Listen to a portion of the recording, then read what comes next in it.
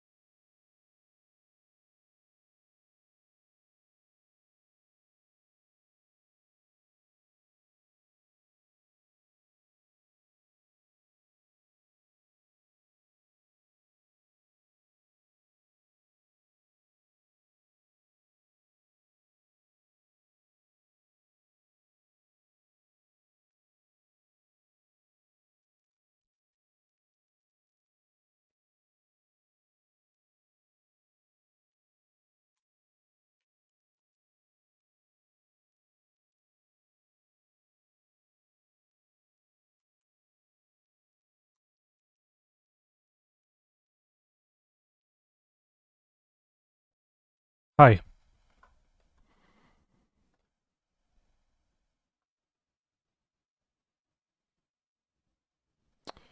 Alright, let's go. We're playing Blue-Red Prowess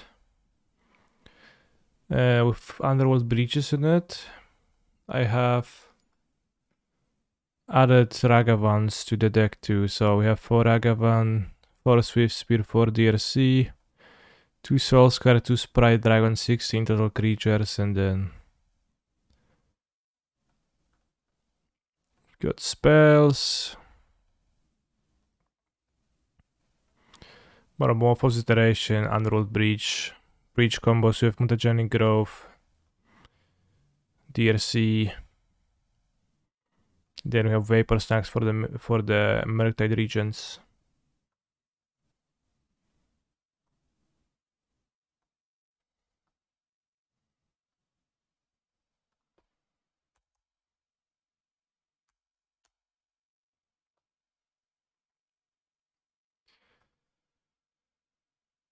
It is possible that Ragavan is worse than Prowess creatures, but it is also a generally pretty decent card, so I will give it a chance.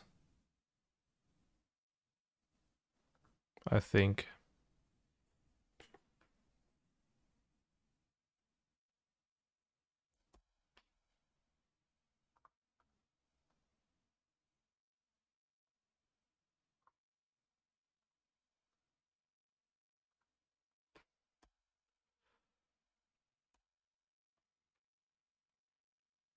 Clap, clap, clap. Seems like Blue-Red Murktide.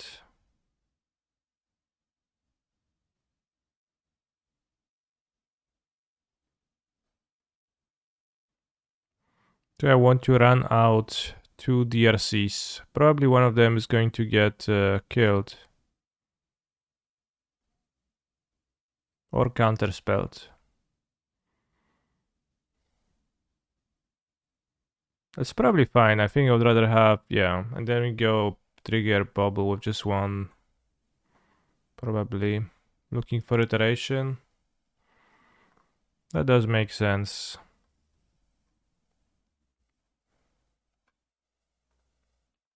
Swift Spear has haste, so I'm not unhappy to have Swift Spear afterwards.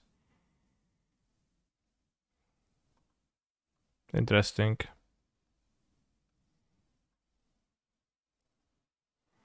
Certainly adding a creature to my graveyard to gain Delirium with the bubble. And it's also not my best draw. Okay, so my opponent just decided to give me a Surveil, or just didn't think of bubble. Okay. Interesting. Lightning Bolt is probably not really excellent here. A card in my graveyard is just more stuff in my graveyard for Breach.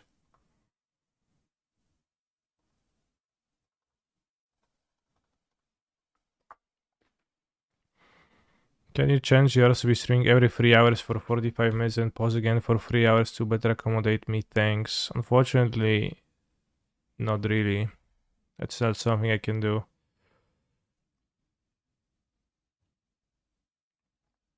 Metamorphose here kinda awkward. I want to name red to actually cast my spell, so I want to name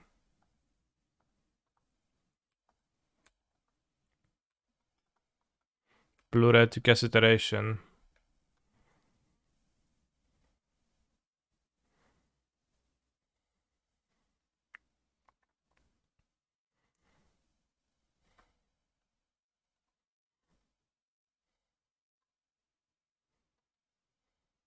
It's not me, it's ultimate price. Bros. How much reason do we have to cast Metamorphose? Right now. If we get Spell, Pierce on Metamorphose,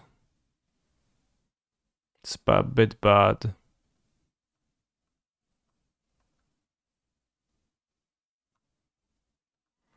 I think we prefer to play the 2 Swiss Spears. We also get an extra Metamorphose trigger from them this way. We attack for 4 damage. Why is Jace bad in Merktide sideboard? Very interesting question. As I don't remember making that statement.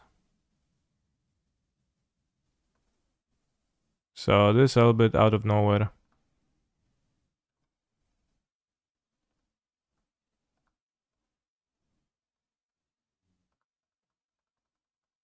Yeah.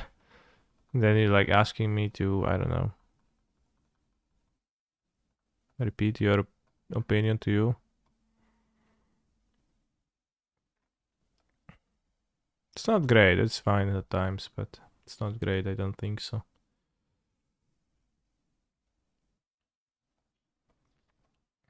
Four removal spells, a bit rough times.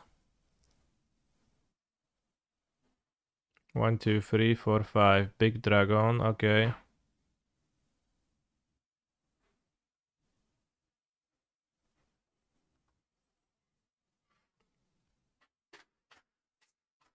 I mean, hardly anyone plays in Modern Challenge and assumes it's bad, okay.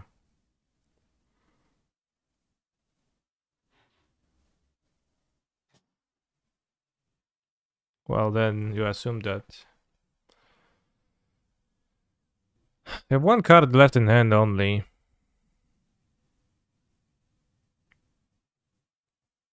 If I go Breach, I can go Swift Spear, and I can Mishra's Bubble twice, which seems not to match up too well against Murktide Regent.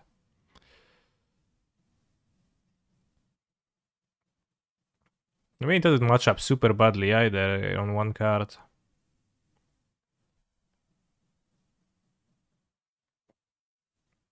We're playing Prowess because you got smacked by the second Paprika, yeah.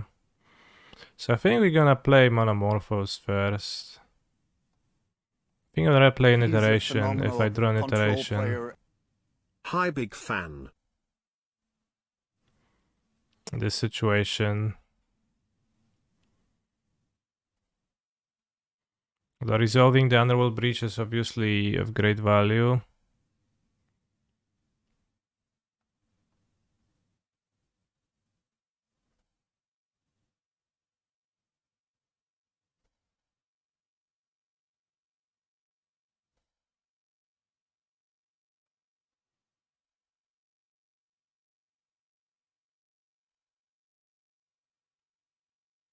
Solid. I actually play 4 Scowling Towns with no islands in my deck, so that's a mistake.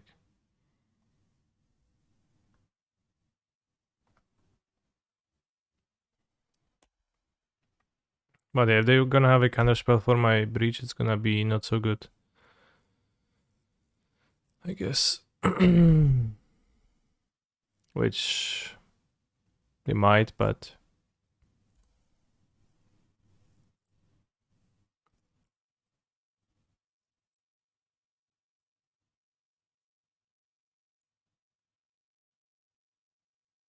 He's a phenomenal control player.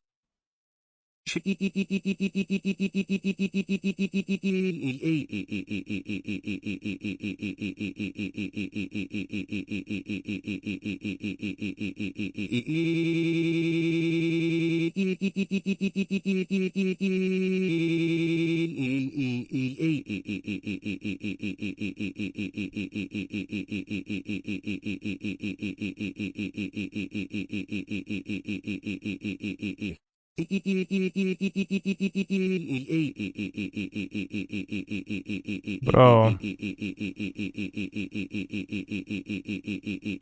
give back. He's a phenomenal control player. Happy holiday, streamer. Any hype trains?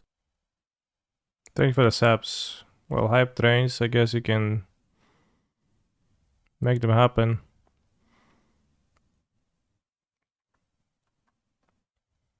I'm gonna lose to Spellbeast anyways, so doesn't matter, I guess.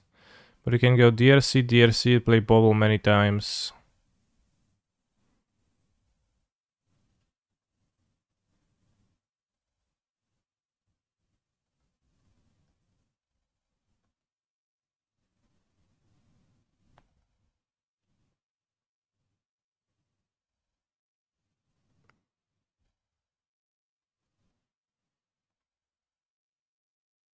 DRC left as a 1-1. No, I'll keep Delirium, bro. I'm not a fucking idiot.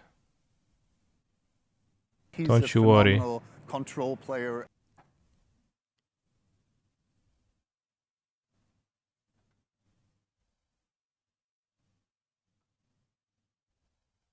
I'll make sure to keep Delirium at the end of turn. Thank you, Armek, for the gifted sub, and thank you for reaching Scum Train Broskis.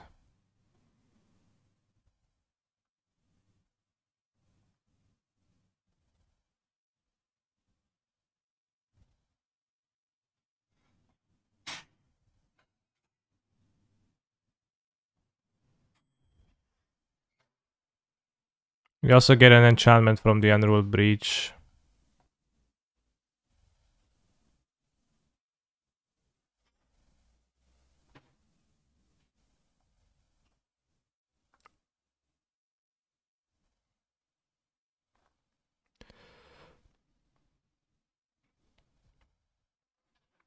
When drawing a counter spell.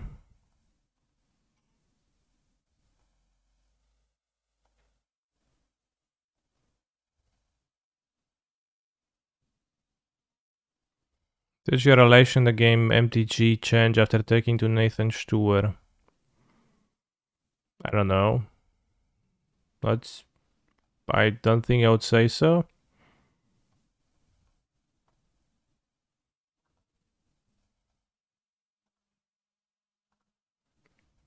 My relation to the game of MTG. Well, I mean, I don't know. I play it.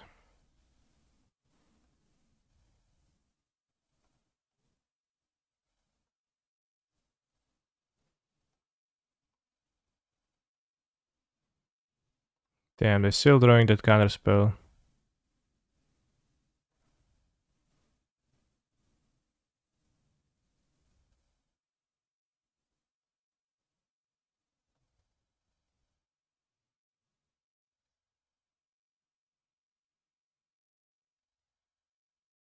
Not sure if I'm going to have an easy time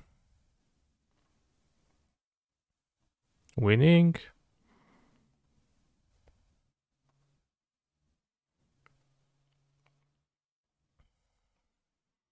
If I bubble now and I keep 3 cards, we can have guaranteed Delirium still.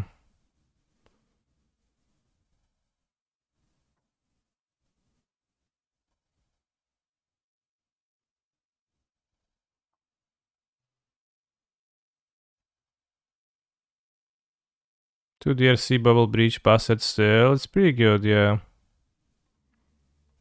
So yeah, what's here? Oh yeah, it's counterspell again. I think we need to keep 3 lands to have some mana, and I think we're gonna draw 6 cards. That has to be enough.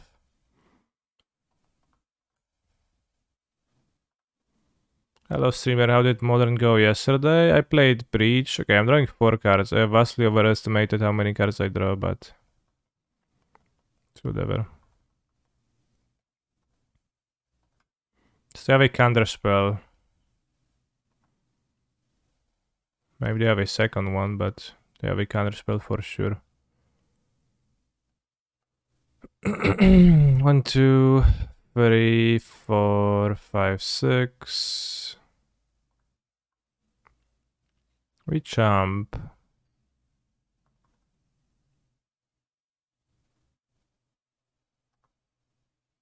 I played Breach and I had a poor result.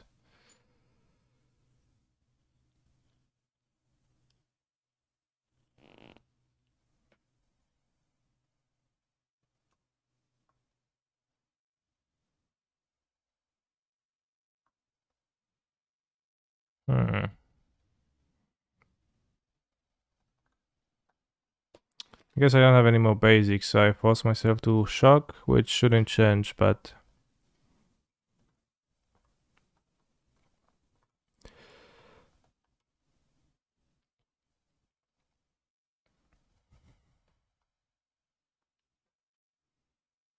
Murktide best Breach deck maybe. Murktide doesn't have great breach synergies.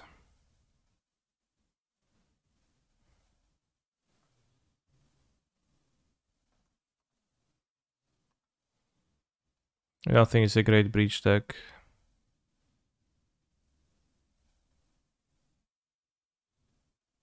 I have counter spell, so you can do 1, 2, 3, 4, 5, 6, so you die, okay. I hit enough darts to kill them. No, I can't. Like, breach with counter spell is a pretty bad combo. But it is a good deck generally, and you can play breach in it, I think, and it's fine.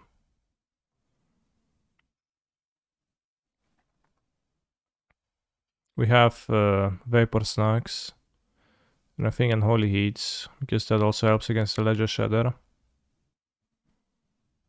They probably will cut Ragavan expecting Lava Darts, so we can cut 2 Lava Darts.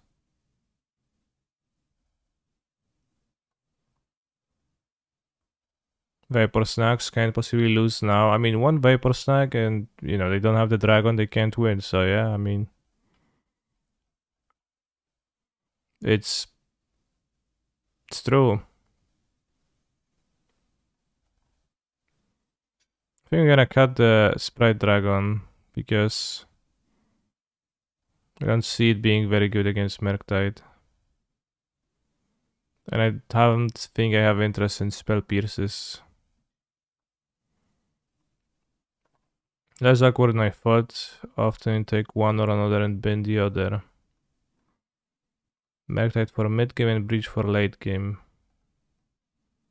No, Murktide and mid game is fine. I think Counterspell and Breach is more so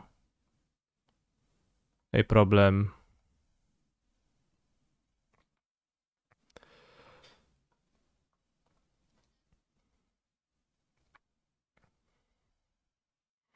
Because you have much blue mana, and that blue mana cannot be spent on recasting red spells, which are the ones that are better at being recast sorcery speed. And you have Violence in your deck, which can't cast... They can cast Consider, so it's like... still okay, but it's not the best use of mana to just cast Consider 3 times. EE on 1, but you get to hit with Ragavan.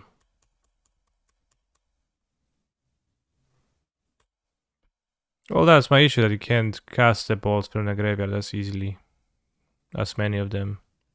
But you should be able to cast them often enough, I guess.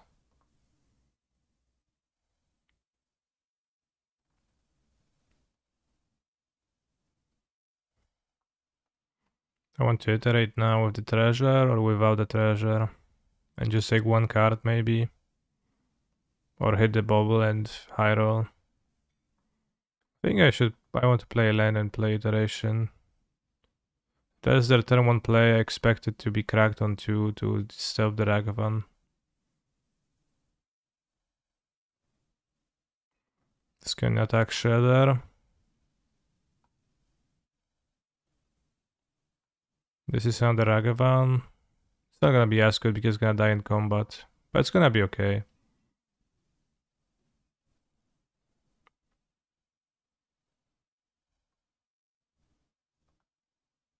He's a phenomenal control player.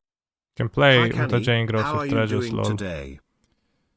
Hi Canister, given that you're playing a tier 1, tier 1.5 deck against opponents of a similar level, what percentage of games do you think is not winnable?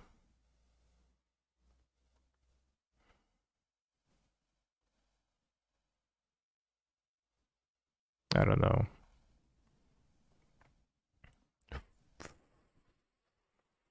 53% is my guess. 2 life to fuel breach may be worth it. And the DRC, I think it was a bit close, yeah. Also, Thad just Prime free. Thank you very much for the Prime sub.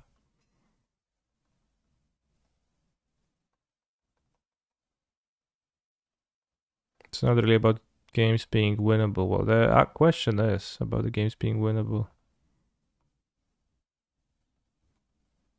And that's like a separate question than that.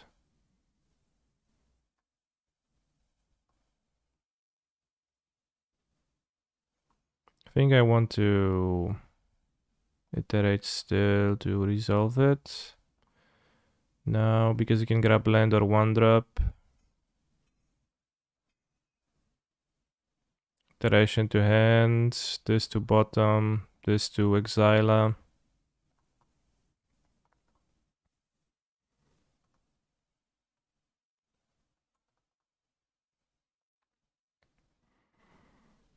Not interested anymore, I think.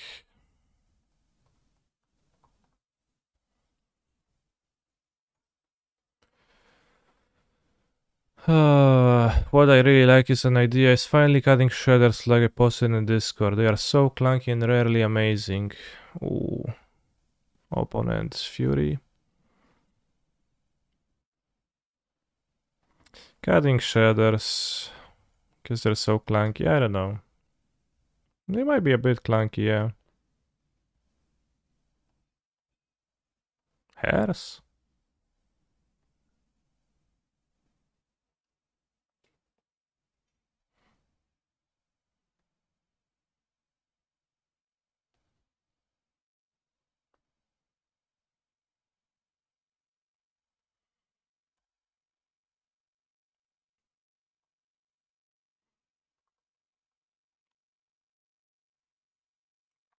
They have this that I guess incentivizes me to keep the sprite dragon.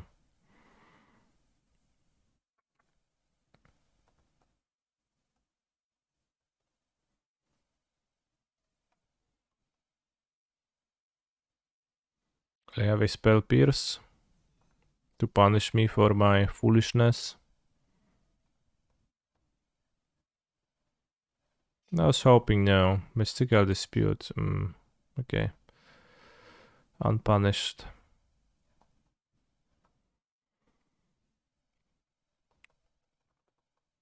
Guess another way to phrase this. Is there a way, if there was a way to have an AI that could make the most optimal play all the time, what would its win rate look like in, let's say, Modern Challenge?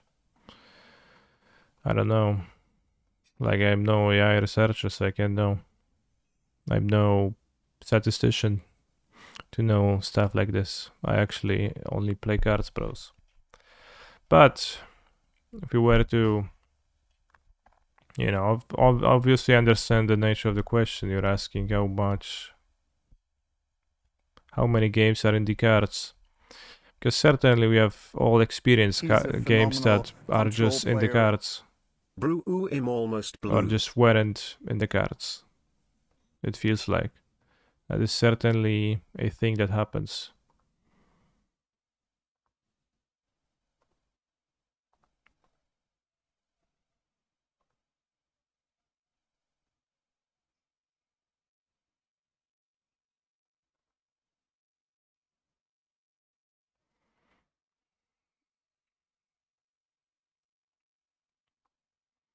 If you would take, like, if you were to try to solve magic with AI, if you were to try to, you know, to use an AI to do magic the gatherings, I guess where you would start would be,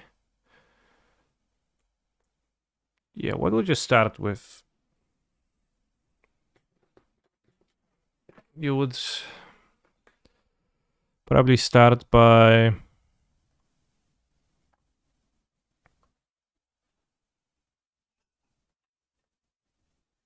I can't dash.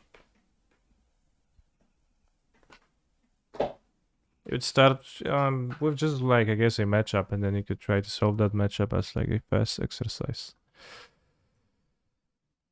Or rather not exercise, but I think you want to figure out, because treating magic as one big game, including deck choices, would be probably a bit tough to do.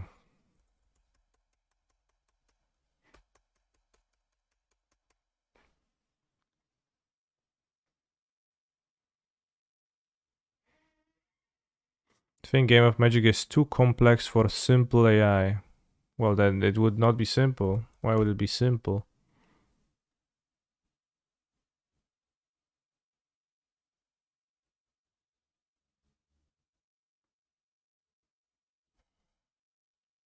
Like, you know, a more breachable and usable thing would be to try to learn more about specific matchups, I guess, by using a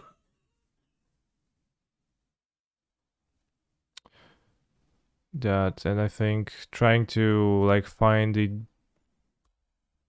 metagame. I don't know if Magic metagames can have Nash's equilibrium or whatnot.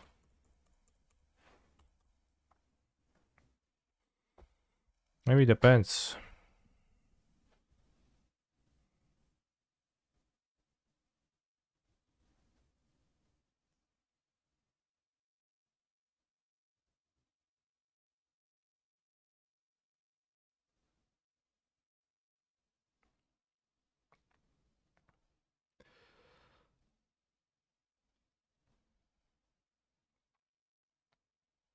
Bywa funky.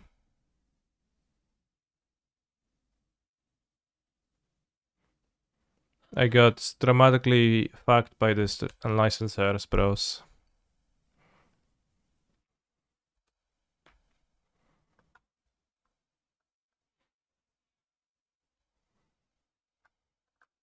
There's an infinite amount of outcomes in a game of Magic.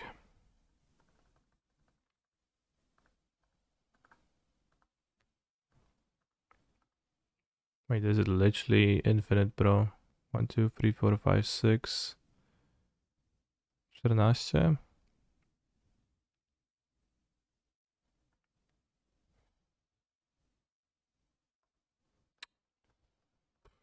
I guess. Play Giganta.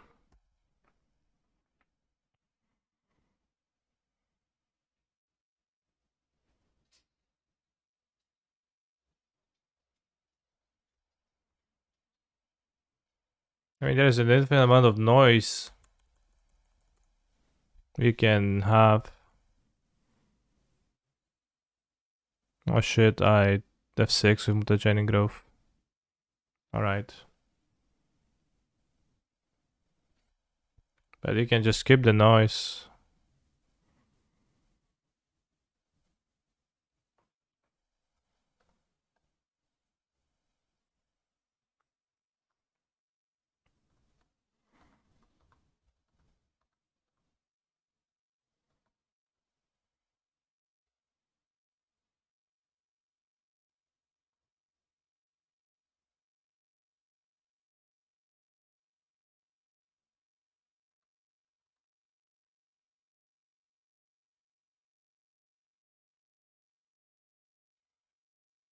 I can't do anything that makes sense, bros.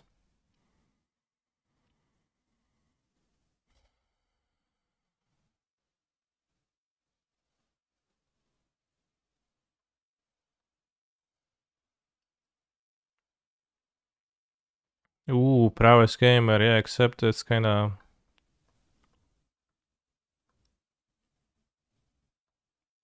screwed here.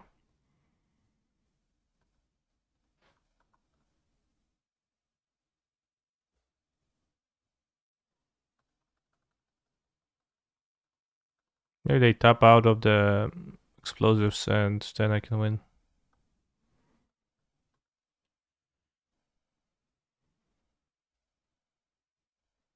People always think their game is too hard for AI and then someone tries for a bit and solves it.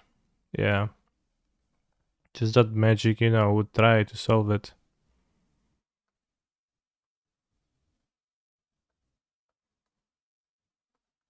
Just nobody does that, so tough luck. They actually did tap out.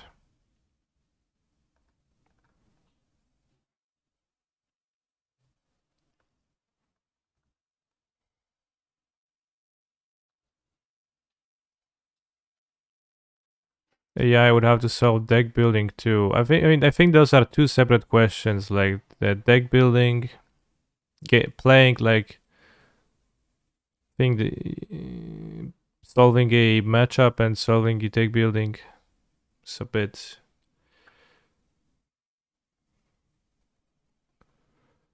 little bit separate.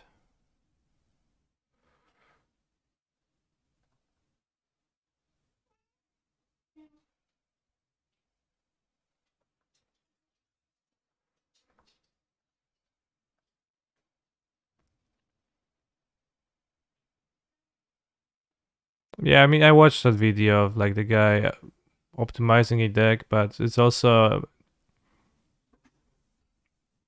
it's pretty it's pretty very specific little slice being worked on in that video, which is fine too, but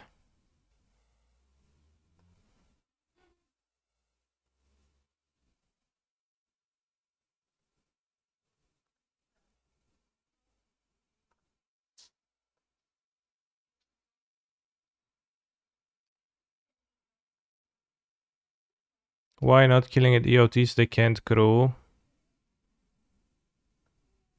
So I can kill my opponent too. I haven't counted.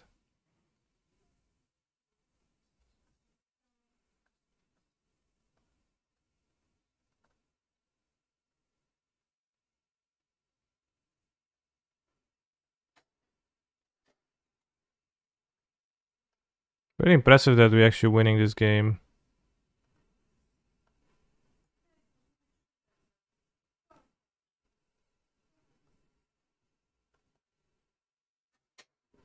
Why would you want to make the right play?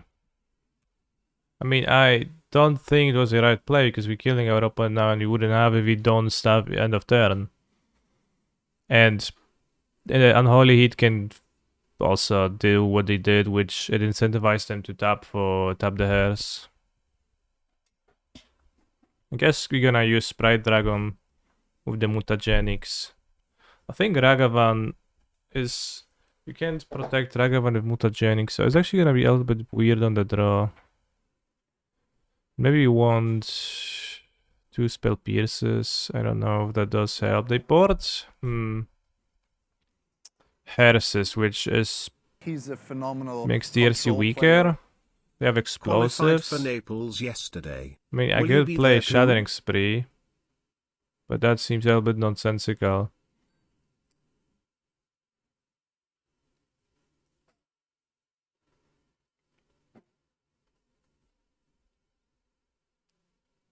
Maybe this board out DRC. I mean, Ragavan seems pretty rough. Although they can't have their own Ragavan, and the other creatures I can kill with heat and with the whatever other thing. I guess if they board in hairs, then we should probably trim on that. I don't really think on the draw the spell pierces, they don't seem to do anything that's too good. I think Shattering Spree to force an explosives at a time that my opponent doesn't want to. Let's have one cheeky Shattering Spree. Maybe -1 mutagenic on the draw, maybe -1 Monomorphose. Yeah.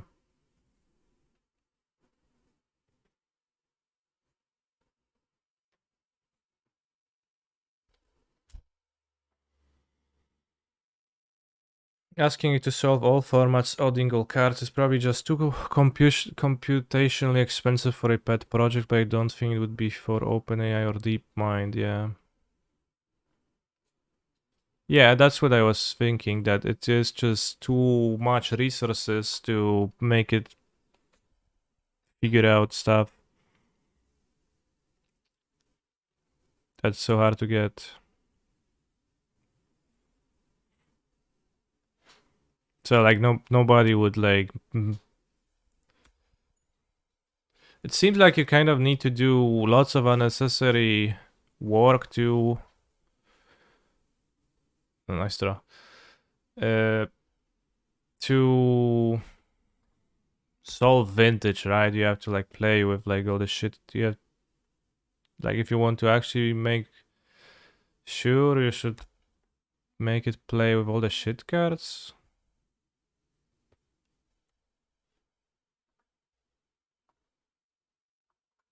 Maybe you don't need to do that. Maybe you can just skip that if you... Maybe there is a smart way to skip that.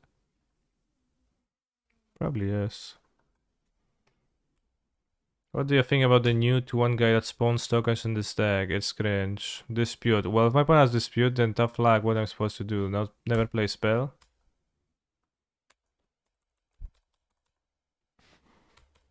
I'm sure you can actually build an AI that tells you if the card is playable or not, yeah. Yeah, I mean, yeah, I guess there's so many of the cards you probably can skip rather easily. to tell that Shieldred is not playable, etc.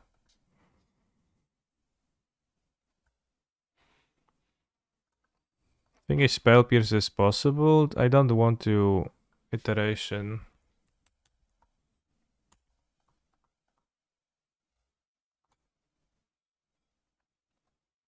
One can't even heat. So I think I should commit some damages to kill them relatively fast. Now they can't bolt it.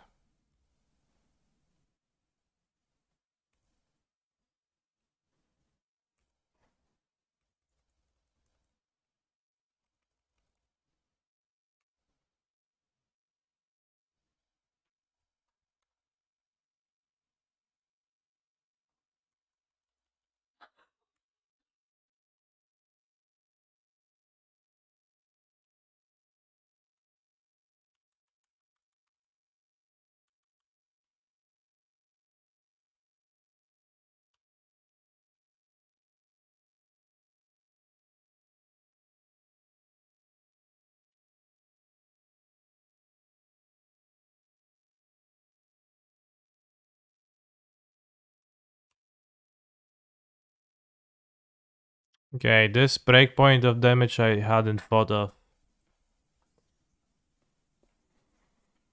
That's truly unfortunate.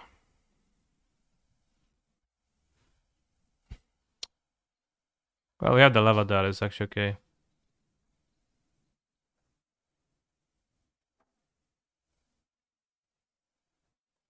That's a bit better. I was thinking of bouncing the Fury, but I forgot I have this.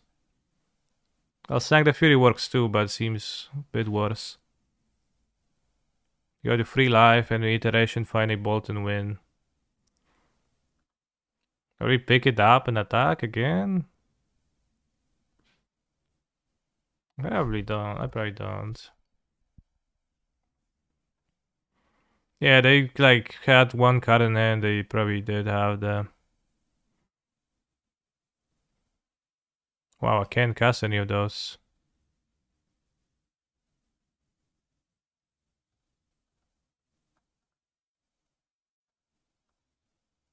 Punished? Not really. Also, like, I probably will win this game, so I guess I'm not punished. Although I have 2 minutes, so I should click fast.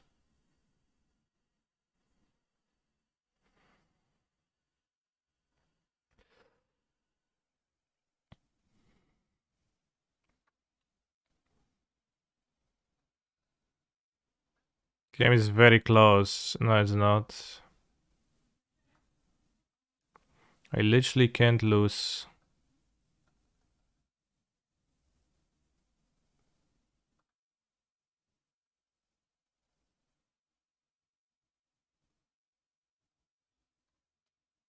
Very close, bros. Oh, such a close game. Oh, yeah, yeah. Kaniski, you will not get there.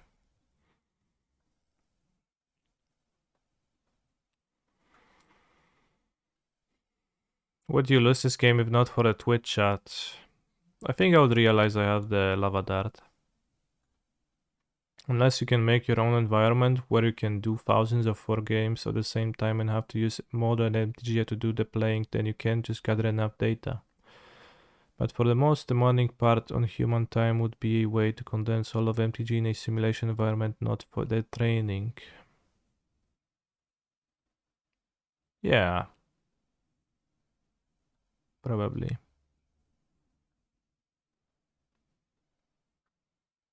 I was wondering about if you treat a match of Magic between two predetermined decks as a game, does like that game have a nauseous equilibrium, as in like a strategy to play the game with and say an unexploitable, the least unexploitable sideboarding, which doesn't matter. I guess it pretty easily can.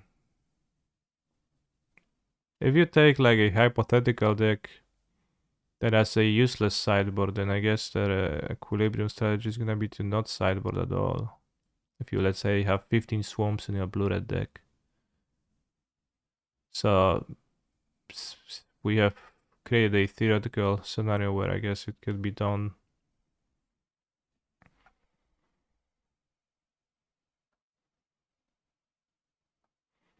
Monte Carlo search apply to card selection, Magic the Gathering. Alright, gonna look for this between rounds. But we have our new match starting. So yeah, if that seems solvable, then why wouldn't the metagame at large be solvable with enough computational power?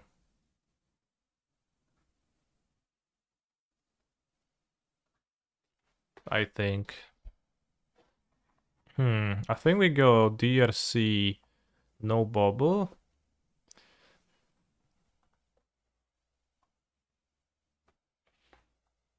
Not sure, it's kind of close. Let's go DRC, no bubble. We don't have a 1-drop spell to play alongside the Swiss Spear next turn, but how do you know it's not already done? Yeah, I guess I don't. Tron should be a good matchup from the players, nonetheless.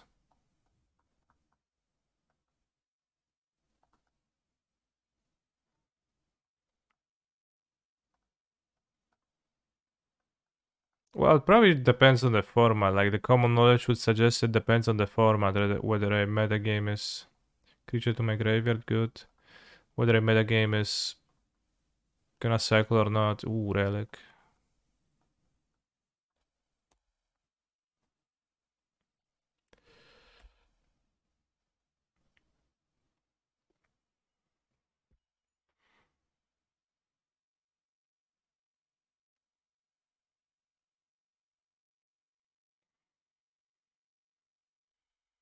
Okay.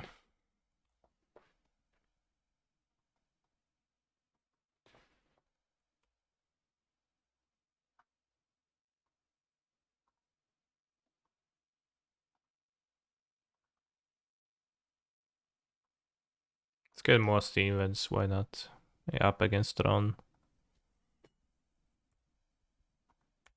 It might be a bit tough, they have a Worm Coil. Kurwa. Worm Coil coming. Not good. Well, they also do have Tron. Hello, Mr. Callister. Thank you for confirming. My pet deck is passing S tier Omega. Omega Lul, maybe. Nice Worm Coil. Is that the same Worm Coil? Yeah. Well, we can do some things.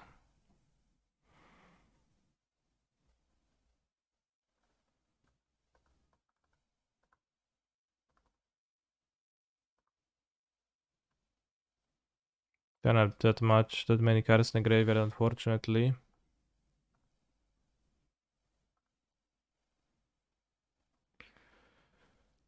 Na na na na na na na na na na na. La la la la la la la la la la la la la la.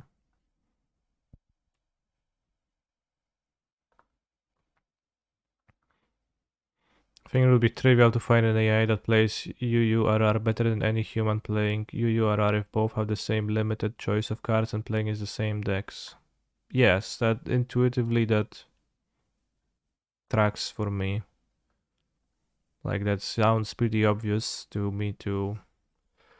I can play DRC and then bobble. I have 7 cards in my graveyard. I play DRC. I have 3 cards in my graveyard, then I can't flashback. So I think I go Metamorphose instead.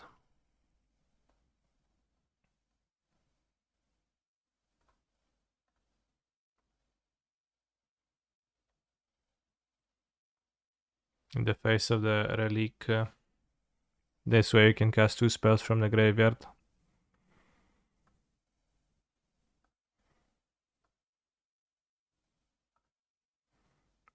Let's go red. Yeah, red. That's a good one. So they block one of the guys. So I dash Ragavan. They block as a Swift Spear. So I go to 15. I have 4, 8, 9, 10, 11, 12, 13, 14, 15, 16. So they die. To my understanding.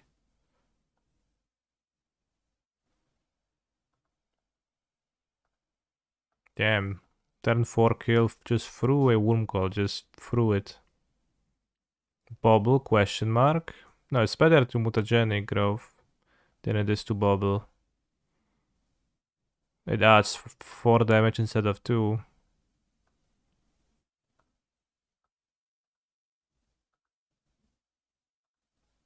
No, I'm also just to make sure. I'm flashing back the mutagenic.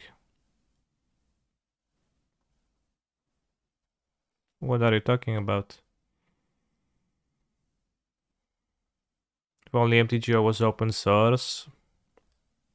You seem relatively interested about these topics as that's connected to your field of work or research.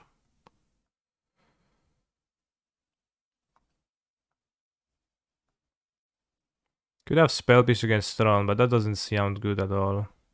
Also, somebody asked me what is my reasoning for the Fluster and Spell Pierce split. And the reasoning for that is that the rules of the game of Magic the Gathering only allow me to play 4 copies of Spell Pierce. And to add further copies, I had to resort to playing Blaster Storm, which is what I'm doing. So I deem Spell Pierce better than Fluster currently.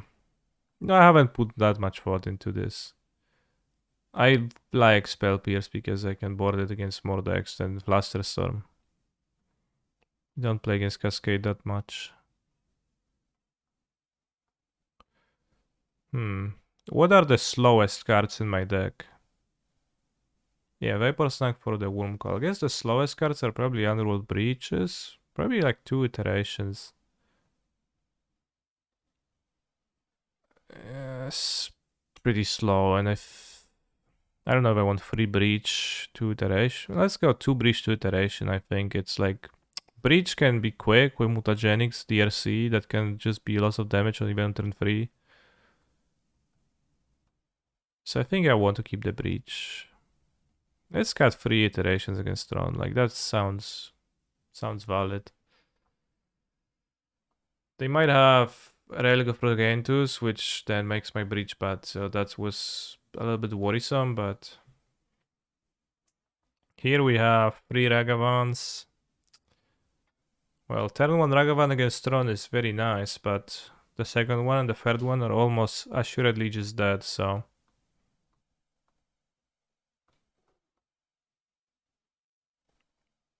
Like cutting all iteration versus Tron and trimming on breaches. I don't think I have enough cards, unless you want Shattering Spirit or Spell Pierce, which is very defensible if you do.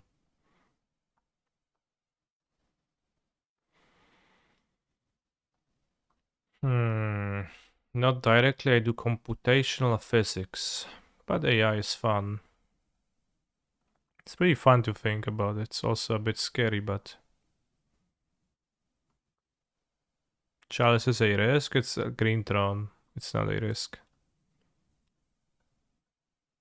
By multi 6.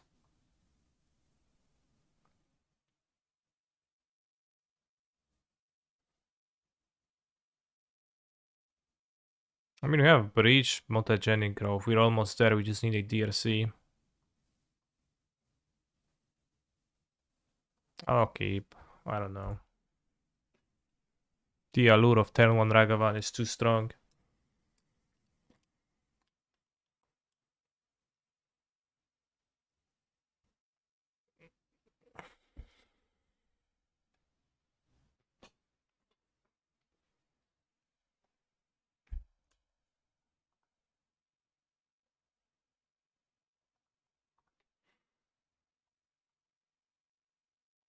Warping Whale, good.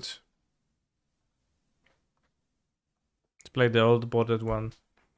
Although I could actually protect it from warping well, but I'm not sure if that's actually accomplishes much. If I protect. Probably should save the card for damage. We can dash and play a second one of the treasure. Yeah, oh well. Awkward draw.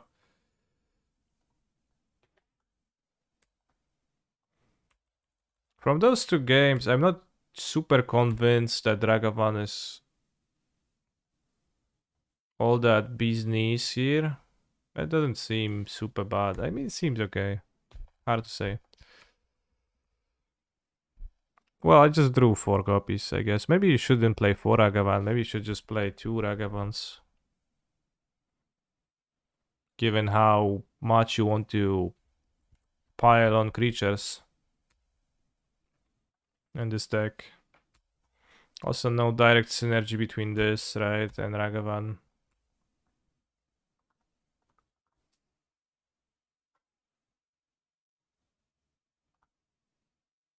Well, I take Elk.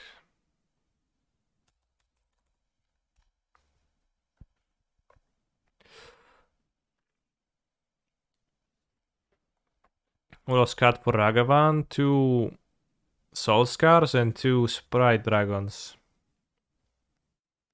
Alternatively, maybe it was 2 Iconoclasts if I were to like them. Which I don't particularly do. And I would have been happier to draw a mix of different creatures.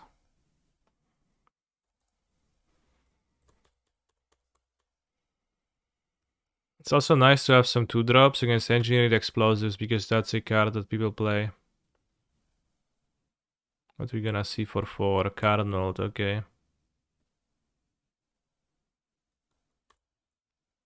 You may reveal an artifact card, sure bro, you may. Have explosives in their sideboard? Is that normal?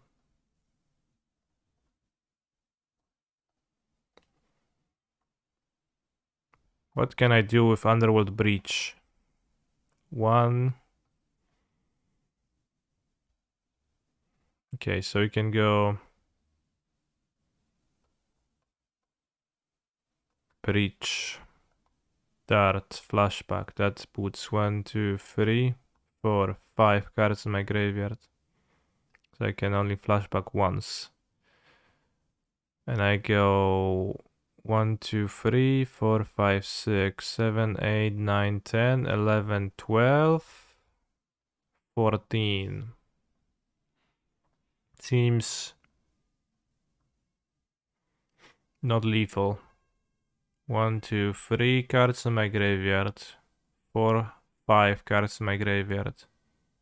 I would need 6 cards in my graveyard. So we're lacking a card in the graveyard, it seems. Which means that we're gonna save the breach and play creatures. How did they EE me? So I would like to probably kill the Karn. Can't even play Giganta. We can Dart Karn, attack Karn with Soul Scar, this on face. We have 1, 2, 3, 4, 5 sources to play Giganta. So you have Giganta left over. That sounds good.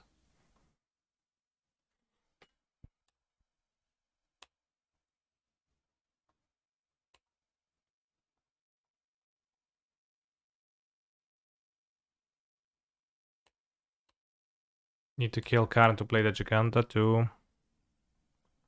There is Sylvan Scrying, but I can save the fetch.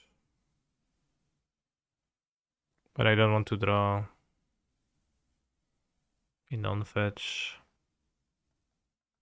So I don't care. I don't want to draw a land.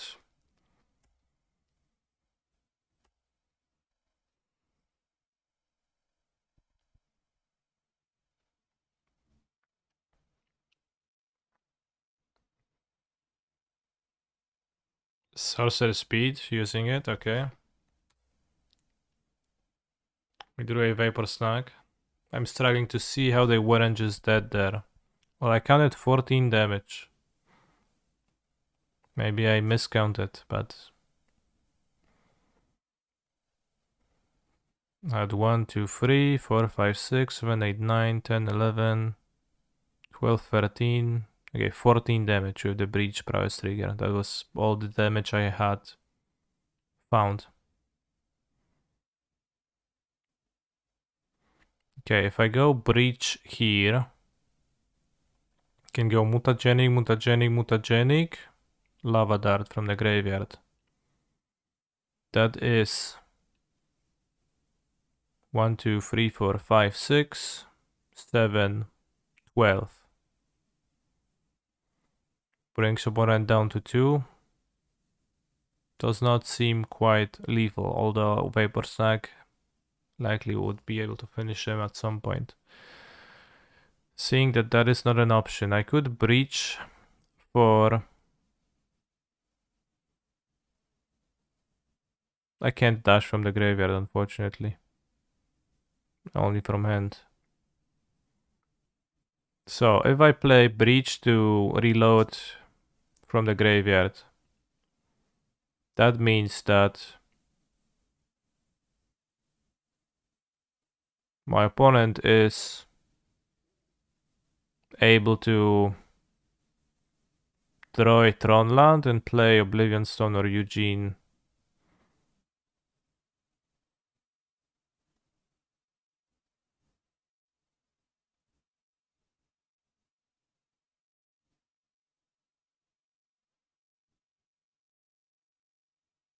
Tron not having fetches or shocklands, they think. That's very true. Well, opponent goes to 2 life. It's in this lethal. I don't have lethal, bros.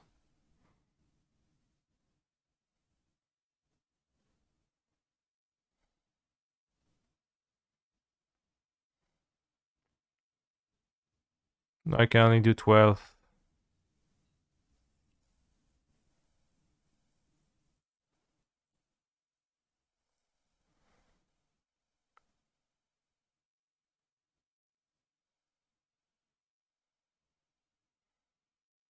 Go for 11, then if they draw a Carnot, it's bad for me.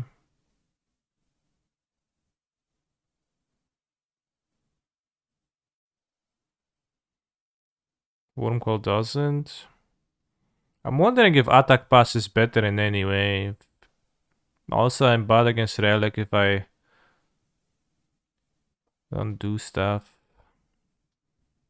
Maybe we can Underworld Breach and Mishra's Bobble. Then we see if they draw a Tron land.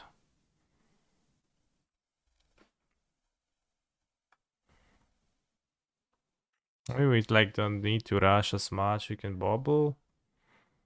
Okay, a Bobble is cool.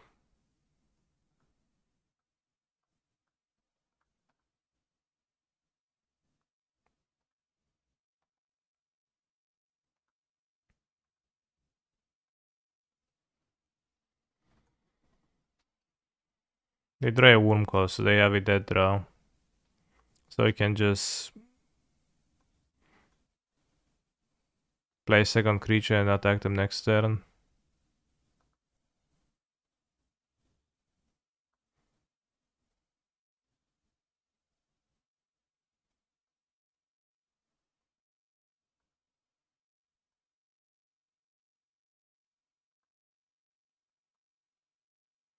So next time we're gonna have 5, go to 8, and then we have, yeah, then we can have lethal next turn.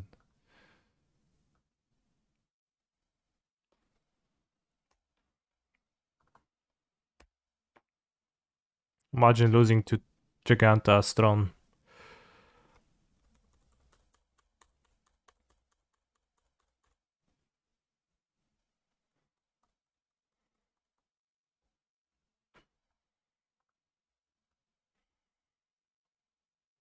Giganta is better than Decad, very true.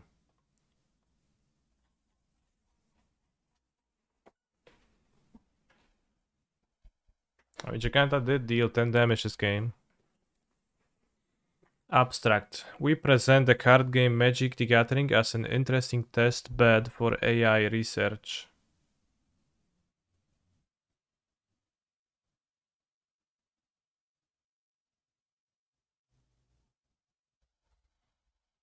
Any test beds in the chat?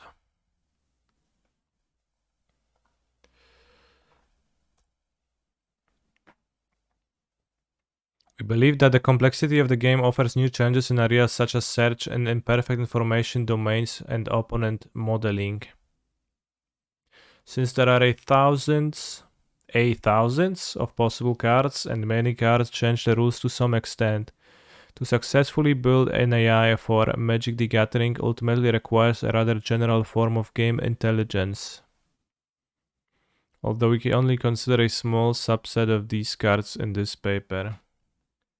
We create a range of players based on stochastic, rule-based, and Monte Carlo approaches and investigate Monte Carlo search with and without the use of a sophisticated rule-based approach to generate game rollouts. We also examine the effects of review increasing numbers of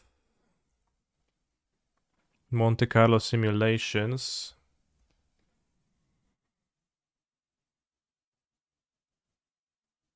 on playing strength and investigate whether Monte Carlo simulations can enable an otherwise weak player to overcome a stronger rule-based player.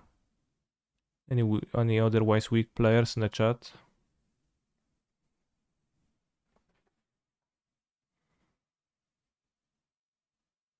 Can you please gesture? I have no sound. I can't.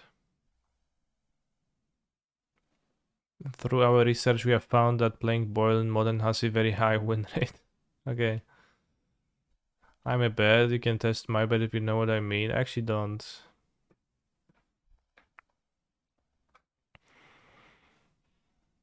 Overall, we show that Monte Carlo search is a promising avenue for generating a strong AI player for a Magic the Gathering.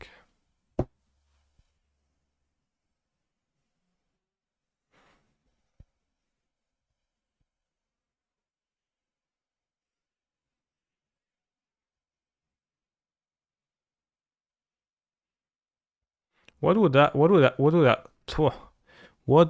I do, bros, if AI would solve sideboard guides?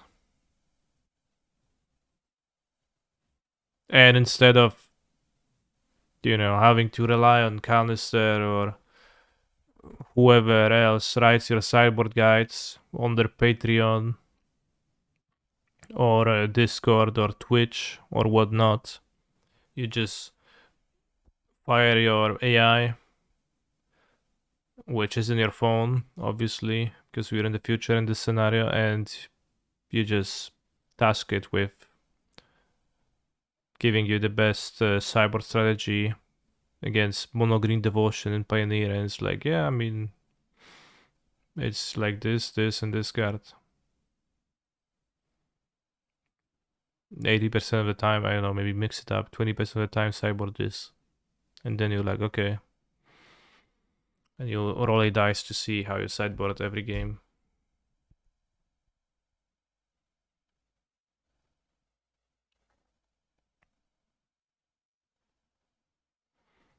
Driving taxi?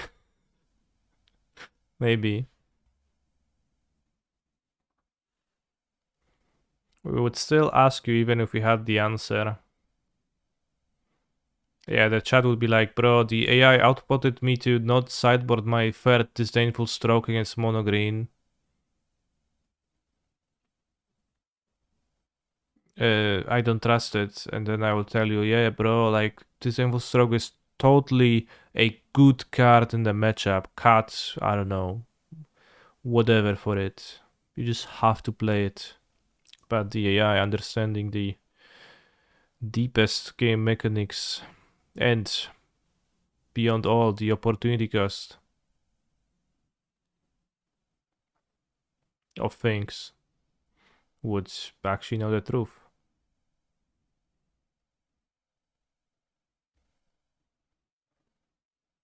I'm sure there would be a lot of different AIs. One could be like aspiring spec and recommend to play red green food. Well, you could certainly build an AI optimized for excitedness of the brews rather than the win rate. I don't think Spike is safe either. He could be replaced by an AI that outputs brews sweet enough that he's never dreamed of it.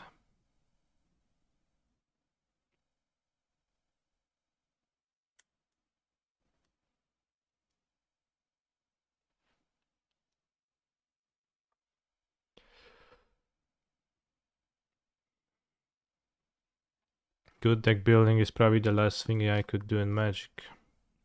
It does intuitively seem like deck building would be...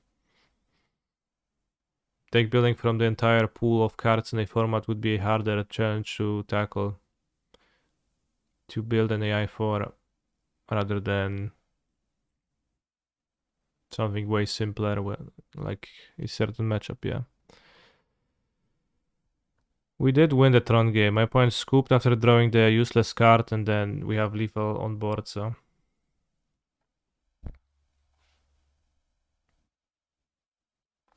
Magic the Gathering is a strategy card game for 2 players. In 94 it was awarded the Mensa Select Award. Chad, did you know this? Did you know that in 94 Magic the Gathering was awarded the Mensa Select Award at the annual Mind Games competition? Also this one about drafting, okay, thank you.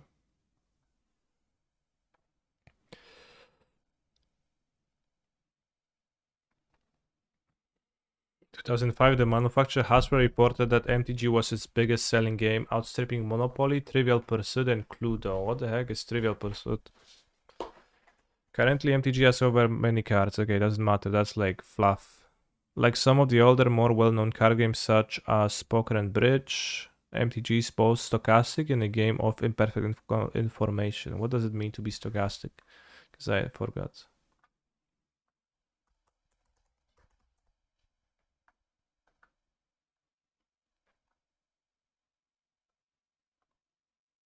Random. Okay.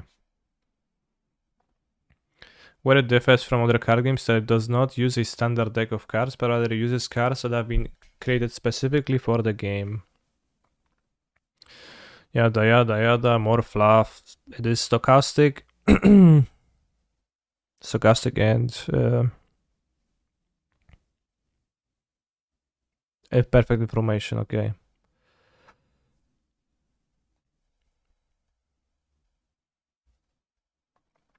Can I move it?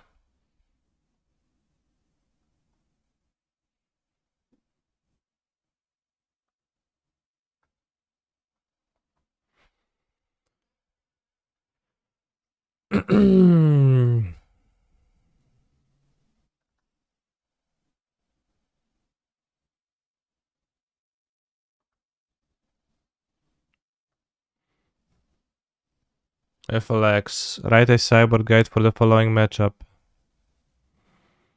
Chat GPT. To start, it's alright, derail with shit posting, but let's go. To start, it's important to note that this guide is based on the assumption the first deck listed is playing against the second deck listed. With that said, here is a potential cyborg guide for this matchup. Against deck 2, in 1 Spell, 1 2-Bringer, 1 Lavinia, 2 Mana League, 2 March, 1 Tactics, 1, 2, 3, 4, 5, 6, 7, 8, 9, 10, 11, 12, 13, 14, 15.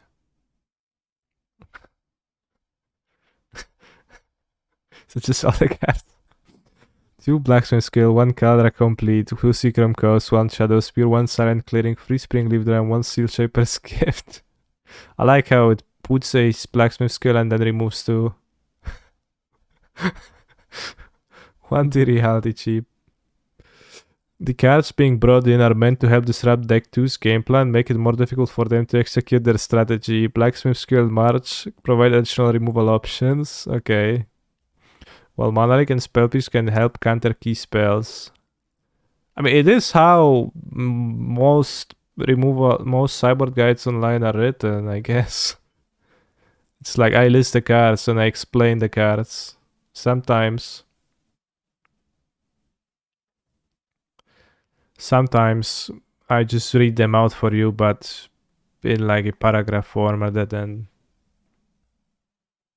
It's pretty hard sometimes to like explain your idea otherwise.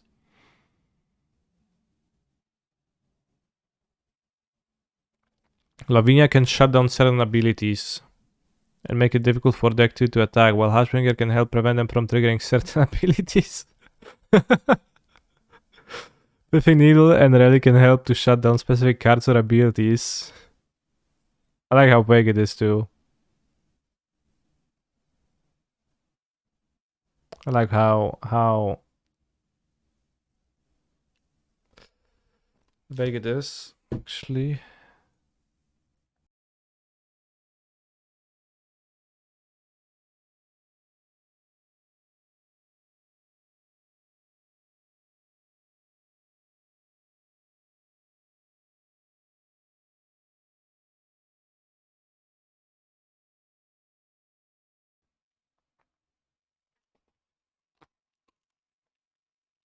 The cards being taken out are largely focused on removing cards that might not be as effective against deck 2.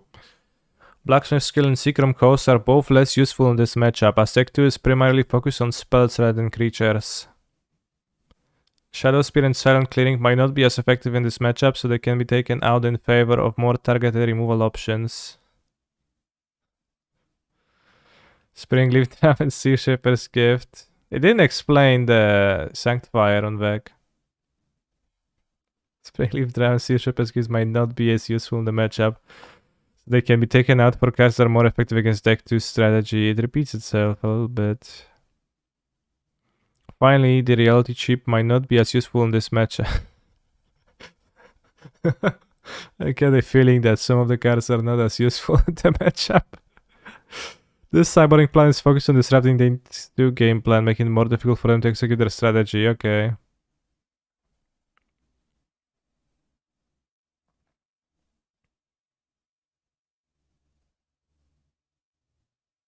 Whose guide is this? GPTs. Chat GPT. I thought your cyborg guides are exclusive only to subscribers. Chat, well, like, if I play the deck for 2 months, and then I will tell you, I will write a cyborg guide for the deck, and then I task Chat GPT, and I post it on the Discord. Would any of you notice? Do you even realize? Do you have any idea that you got hoodwinked? We'd be like, yeah, I mean, this cancer guy, it's really good. Like, really good plan. It would be, I guess, kind of telling if every matchup would be sideboard in the entire sideboard and sideboard out Seacrom Coasts.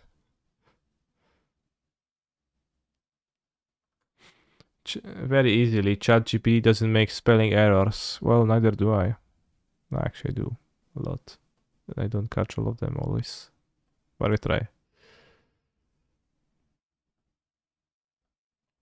Alright, so the intro, whatever. Related work. Wait. In this paper, we will be looking to use Monte Carlo. At the use of Monte Carlo search for selecting which cards to play. We will compare the use of Monte Carlo simulations with a strong rule-based player developed by an expert player of MTG. What is a rule-based player?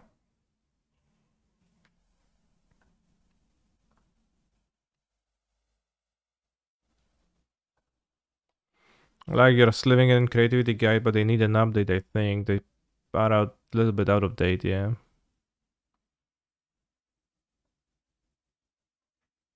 Many cyborg articles on the internet are pretty similar to this, but your Phoenix guide was very superior to AI, thank you.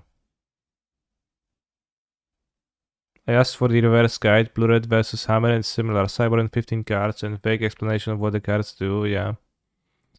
If you have this card and your opponent has this card in the field, do this thing. What? That's a rule-based player? Is the rule-based player an AI? The AI? The program? In this scenario? Or can it be a person too? Investigating how many Monte Carlo simulations are required in order to significantly improve playing strength. It's the opponent. Oh, okay. I understand now. We'll compare the use of Monte Carlo simulations with a strong rule-based player developed by an expert player of MTG, investigating how many Monte Carlo simulations are required in order to significantly improve playing strength. We also investigate the use of Monte Carlo simulations with a weak random player, so someone from the Twitch chat, in order to examine whether with sufficient simulated games the weak player can overcome an otherwise stronger player. In this work we use UCB rather than the more powerful UCT-based Monte Carlo approaches for card selection. This is due to the nature of the game, and we discuss the use of UCT. I don't know what's UCT. UCAM price.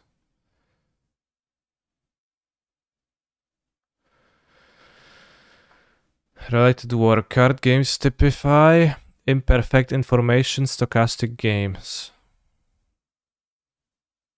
The combination of hidden information plus the element of randomness make for a very challenging domain for human players and for developing AI players. Two of the more popular card games for AI research have been poker and bridge. Poker is a complex card game for multiple players, usually a maximum of 8 at any one time. Okay, so poker. Bridge is a strategy card game.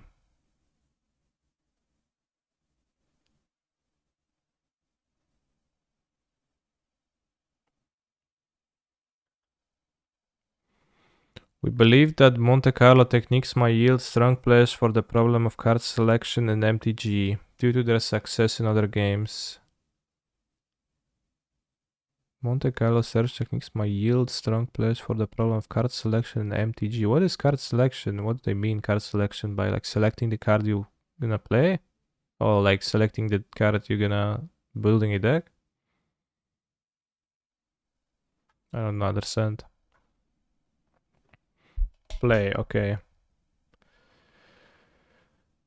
The biggest obstacle in selecting which cards, okay, not to play, is the unknown information and the stochastic information. Yeah. Given that the opponent, you could even say those are the only obstacles. I mean, I don't know, there's other obstacles, but I guess that's digressing. Given that the opponent could have any of large number of different cards in their hand, any straightforward search technique would have to deal with an enormous branching factor. And note that the branching factor is an important reason why standard search techniques did not yield strong AI Go players. When was this written? Did they not beat Go? Like, didn't they build an AI that has defeated the Go guy? 2009, okay, that explains it. Because that probably happened in the last decade then.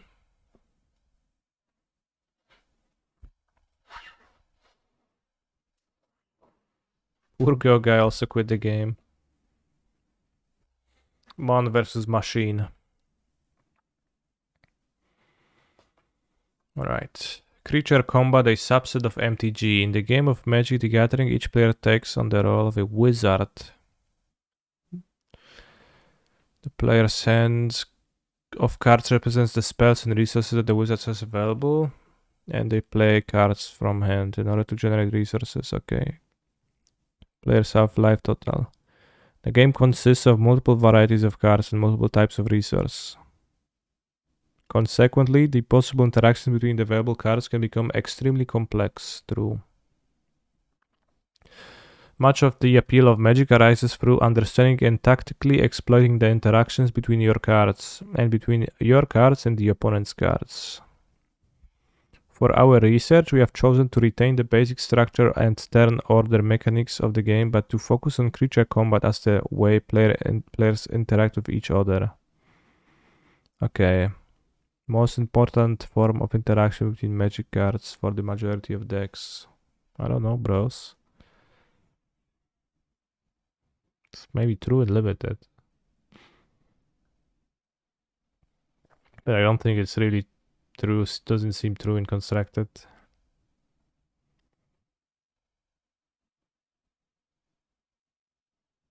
By restricting the test environment to only land and creature cards, we simplify encoding of the rules.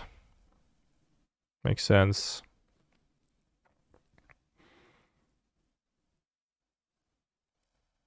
We simplify encoding of the rules, which represents a significant software engineering problem in practice. Okay. In our test version of the game, players have a deck of cards containing only creatures and land.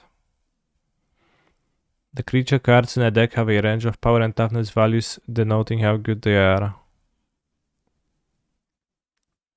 And different costs. Each turn a player might put at most one land into play from their hand.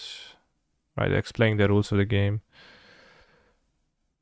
Structure of a game turn. Active player, opponent player.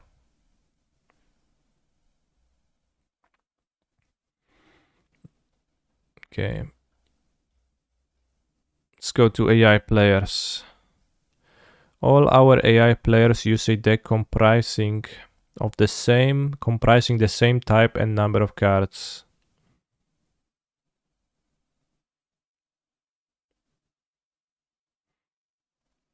Very difficult obstacle to not know what opponent has when they only have creatures and no interaction. Well, it still impacts your decision. And it is something that has to be accounted for, right? Because depending on the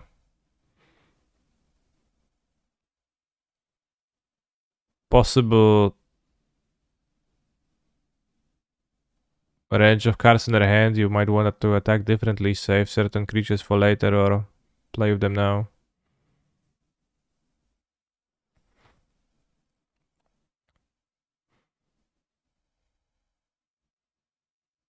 I'm pretty sure. Maybe it doesn't. We have a 4-4 and a 6-4 and a 6-6, so that could impact stuff. And this Cavern Thoktar 5-5. All our AI players use a deck comprising... Okay, so they all play the shit deck. From cheap and small up to expensive and large and with sufficient land and cards. Okay. The cost of a creature is comprised of a combination of numbers and letters denoting restrictions on what land cards are required to pay for it. Crow Worm costs 4 red. Yeah, sure, bro. Given the structure of the test environment that we have created, there are 3 areas where the player is required to make a decision. Decision about attacking and blocking. Decisions about which cards to play are imperfect information decisions. Okay, yeah, and those are essentially perfect information decisions. This ability to play tricks was not considered during these tests as it increases enormously the complexity of the decision-making process, although we will consider this in future work. It does seem like it simplified this enough to be kinda useless for now, but...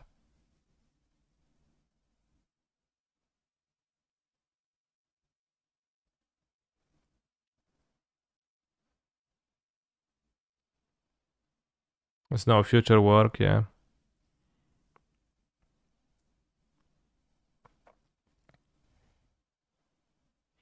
Decisions about which cards to play are imperfect information decisions. The unseen decks of cards are randomly ordered.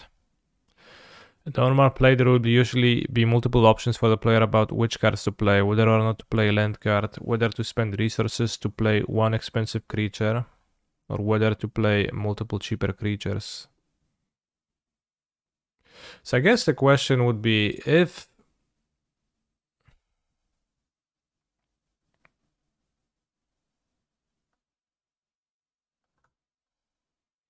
If you were to create an AI that plays Rakdos midrange in Pioneer perfectly, and you would pit me with Phoenix against it, how much would I lose? How much would I win? Because it all pertains to the question that Benser asked earlier, I guess, sort of. I'll dry land. Or I will hit with Ragavan and then I don't need to dry land. Depends if the deck is better or not. Rakdos is... What do you mean if the deck is better or not?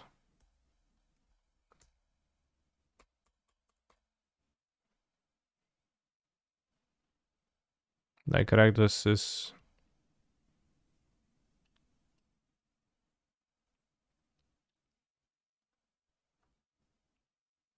assumed to be favored. No, I mean like stock Rakdos midrange. I'll play Phoenix.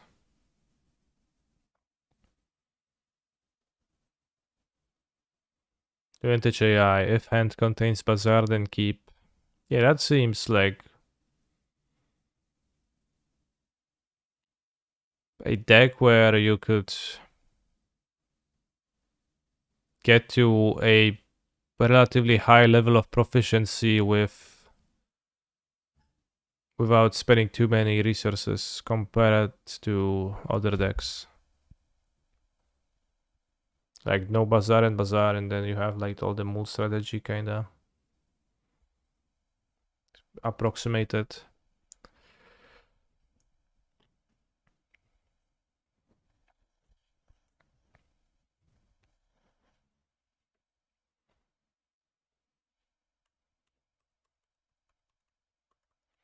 What if my opponent plays Spire Bluff Canal and Unholy Heat? Or even better, fetches Steam Vents and Unholy Heats.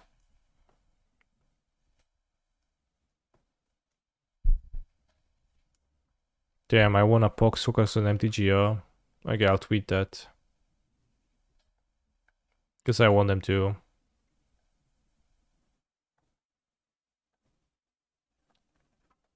Crashing Footfalls.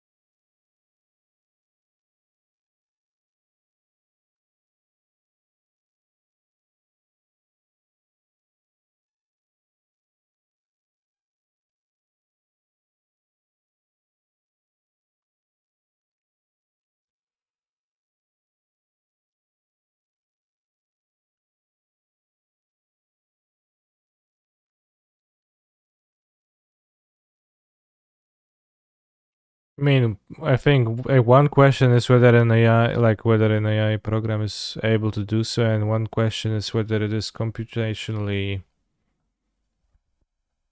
easy to do or not. If it's computationally, what's the word?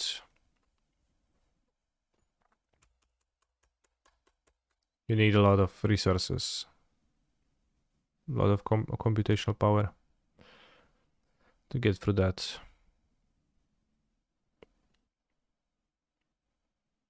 So was Breach is a better fair card all along? I don't know the answer to that, but from playing Breach, I have noticed that.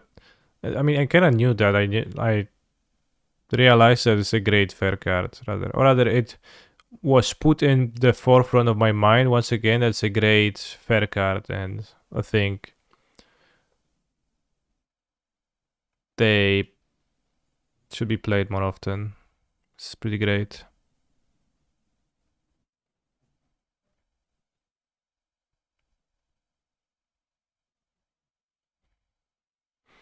Yeah, I mean, well, Canister's Discord was trying Breach and Merktide Bros 2 months ago. I haven't played it myself though. Oh wow. It's pretty good in there too, probably.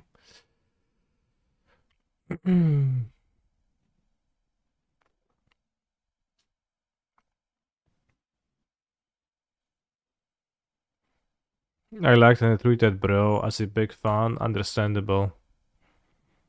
Okay, are we gonna divide the damage? Probably 1-3.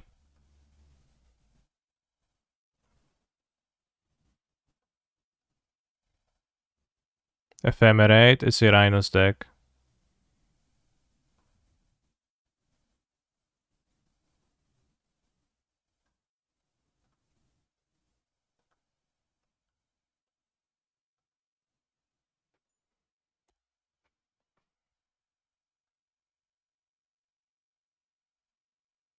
Can put our opponent at a pretty low life total. Save the creatures, have the flyer.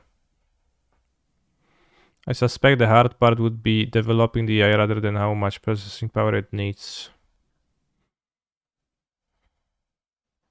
Yeah, likely. Which, yeah, I agree. Like, that's like why. Because I said that when, after reading the message from Da Vinci, you said that an AI should be able to play Yu-Gi-Oh decks well because there is lots of ifs, which seems not necessarily.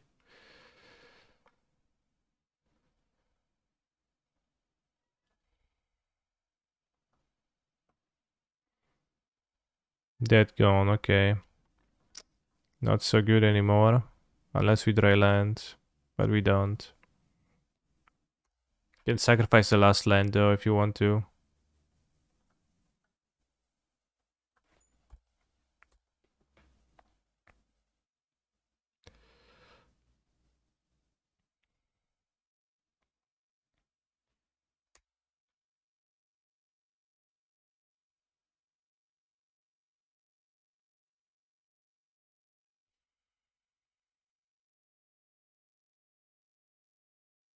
They miss a land drop too. Very nice.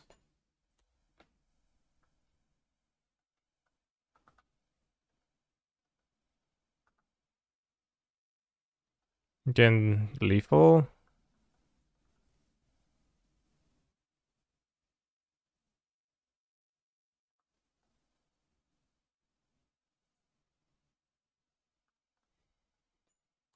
But I could have binding and they don't sacrifice my lands.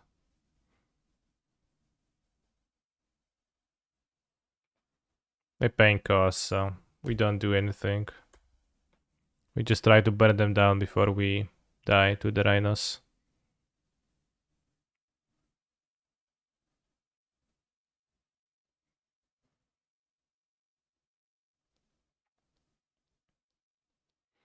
Can run the actual program itself and will crush a world champion. Well, again, that's what we were talking about. If you treat the game, if you treat a Magic the Gathering match as the game you want to solve, why they target the creature? Oh, that explains a lot. Then it's different than if you want to treat. Wow.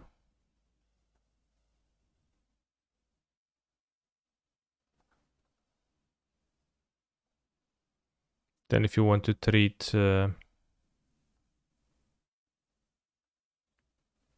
the game, as in like going to a Magic tournament and trying to succeed at a tournament, right? Where you have to account for the metagame.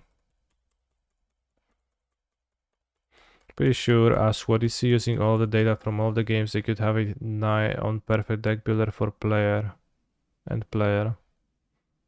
Sure. I mean, I don't know. Depends if it exists or not. I don't know if they, I don't think it's like they have enough data from that. I think that's a little bit of a, I think that's not the same scale really.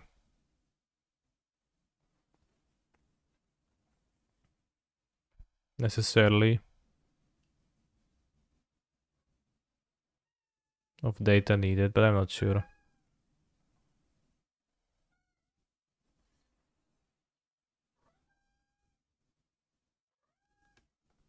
Says Bucha. Probably should bowl them twice. Although that does, well, Yes, Force of Negation is actually better to Sprite Dragon. I think I'll bolt though. Because then I need to have Force blue card.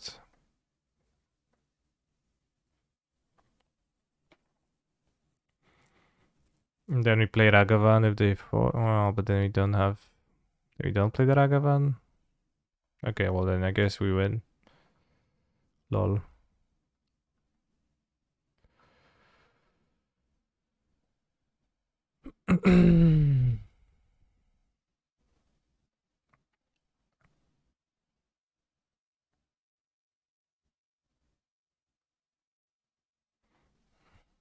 I'm kinda nervous for future of Neuralink.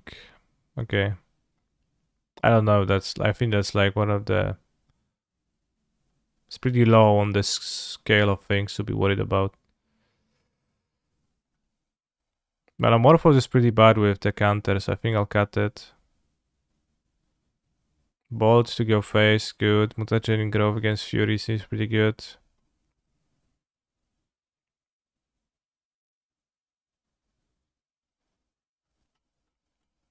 Dart kinda mid. Yum. They might have endurances. So Bolt plus Dart can kill an endurance.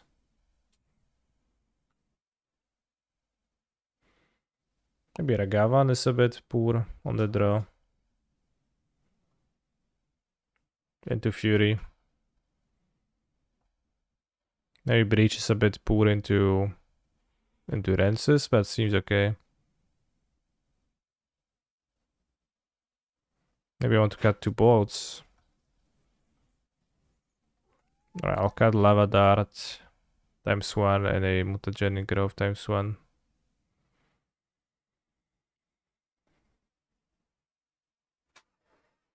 Maybe he could cut a Ragavan. Let's cut a Ragavan instead of that. I'll have 4 Ragavans on the play. I don't think I want an Holy Heat, seems a bit too weak.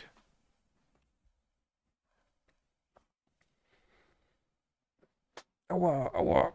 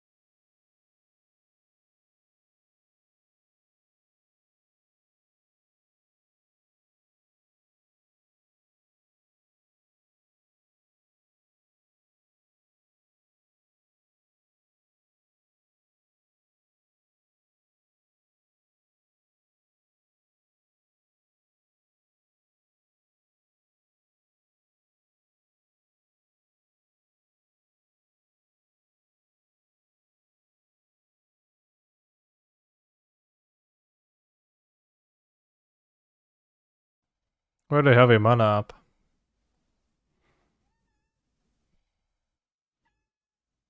Alright, I can't win by not playing a creature, so I have to play it. Can kill a Rhino by mutagenic growthing and maybe win with Breach if they don't. Sour Denial, it's a Rhino's deck. Emotes got removed WTF. I removed them on the basis of being extremely cringe.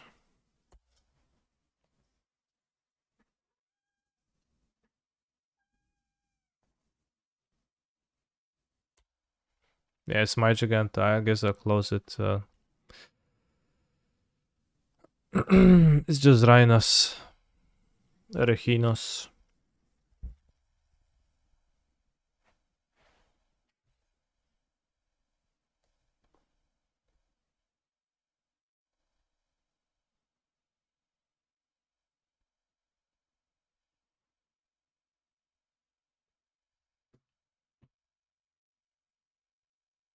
Luca's very friendly today, yeah. Maybe she's angry. I think I accidentally closed her in a closet. He's a phenomenal control player.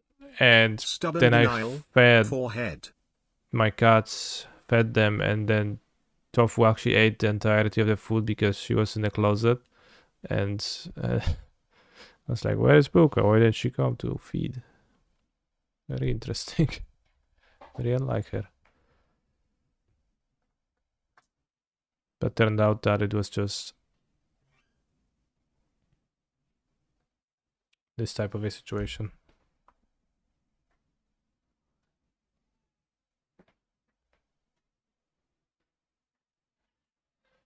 Can take a look at their deck, see how they sideboarded actually. That's pretty relevant information. We see Enduro. I think I should one endurance? Only one endurance in this many cards, so they probably don't have too many.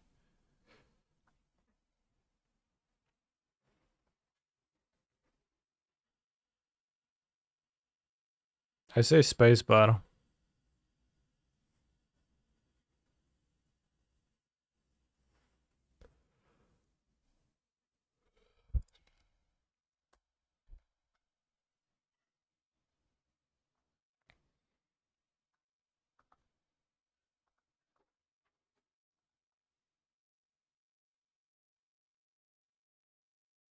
It's beginning to look a lot like spikes.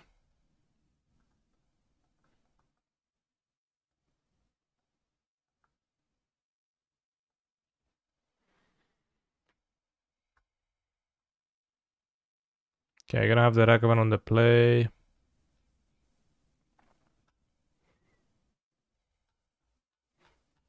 Kinda want to trim a breach because the endurance. 5 spell pierces is a large amount, but we'll see.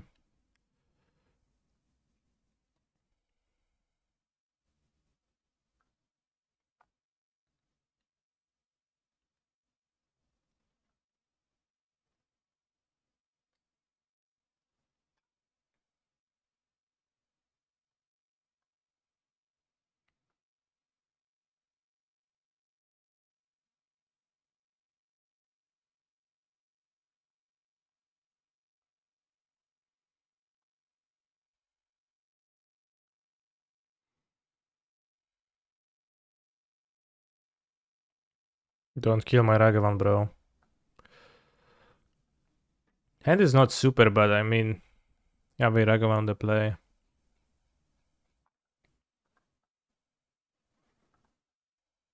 Let's fin the deck. How do you feel about Snag in the matchup?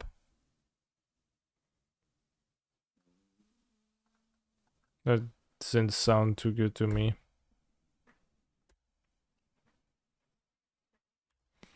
Yeah, protection from that gone, not from Fury though.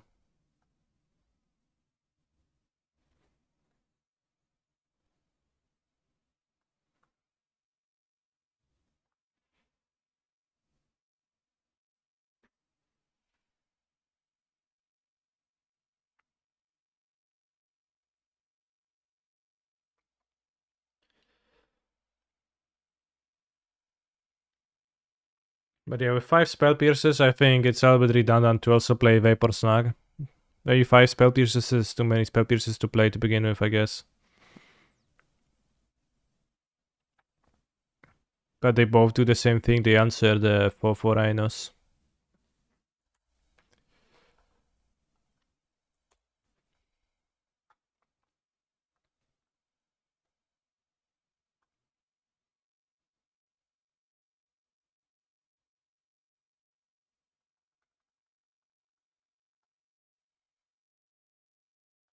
Decent draw.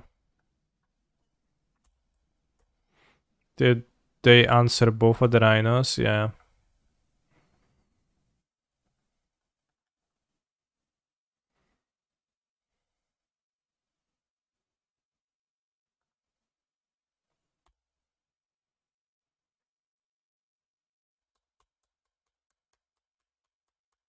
They could bind the Rhino.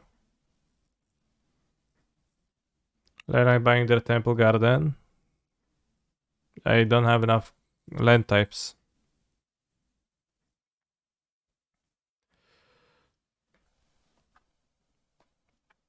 I would have done that otherwise.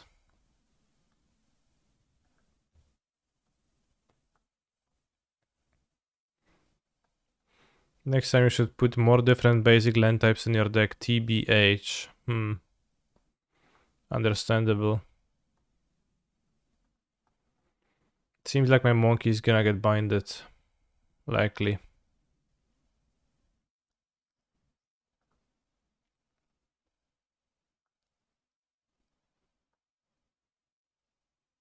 Well, I have an island in my hand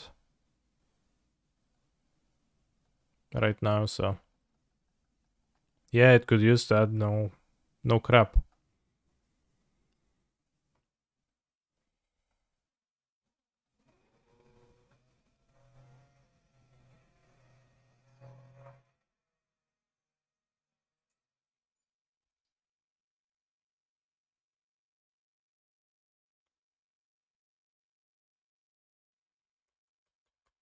I'm not sure if I would have spell pierced to protect Ragavan anyways. We get one more Ragavan hit, but I don't know what accomplishes anything.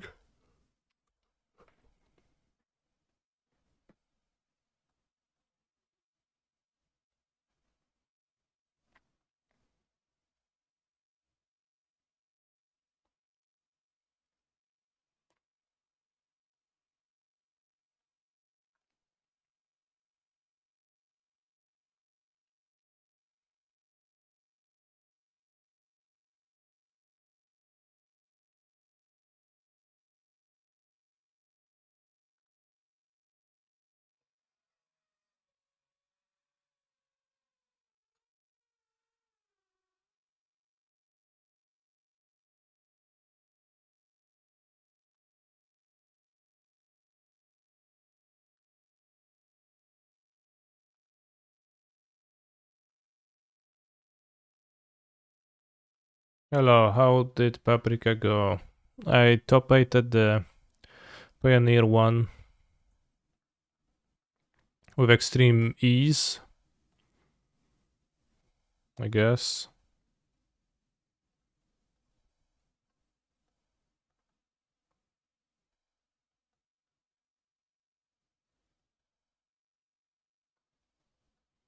And then I did poorly in the modern one. 1, 2, 3, 4, 5, 6. They go to 5, so they get to 2 bolts to breach. Did I lose any matches in Swiss during that tournament? I did, yeah. Yeah, I played Lotus. I lost to Olsen and Schieden. But in general, Lotus was easy cruising. I was just killing people.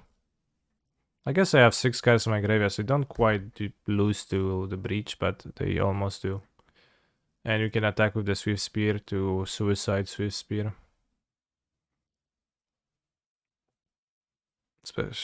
Yeah. It'd be awkward if they had Agent, I guess, but... What's hard versus the mono greens? I only played versus mono green in the semi-final and I lost, so yeah, it was pretty hard.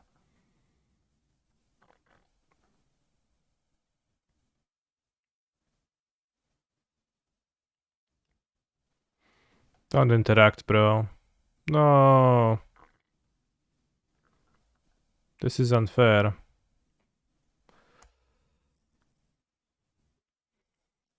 Should I have played a 5-5? Probably not.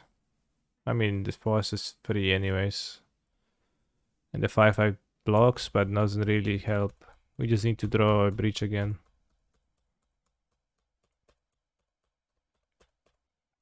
Or iteration to bolt dart or 2 bolts.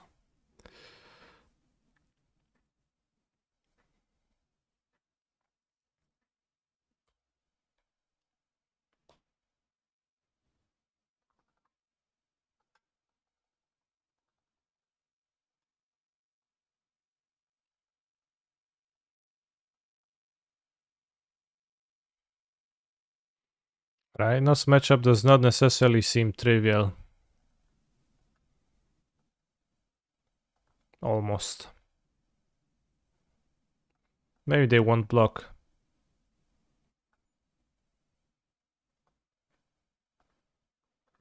Lava Axe would have been pretty good. True. Don't block, don't block, don't block, don't block. No! Bro, misclick, don't block. Unblock, unblock with this one too. How hard can it be just fucking block, bro? What the fuck? Like block with 2, we can't win.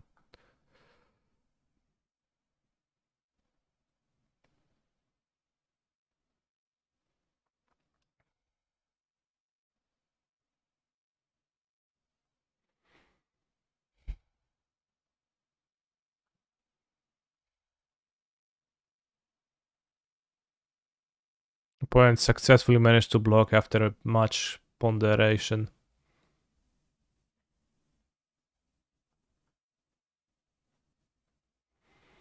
I think 5 Fluster Storms. I mean, if we drew well, then it would have been good. We just kinda drew only... We drew too few creatures, I guess. In the first turn, so we had 1 opening hand creature. If we had a second one, would be good. Can they even ponder in a Rhino stack? That would mess up their cascade. They can, yeah.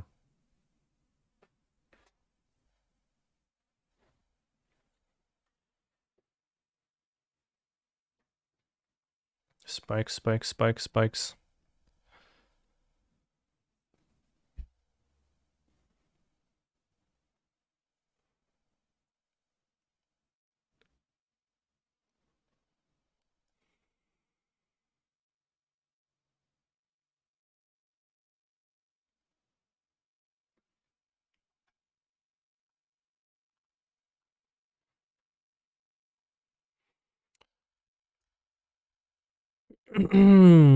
Decision about which cards to play are in perfect information decisions, bros.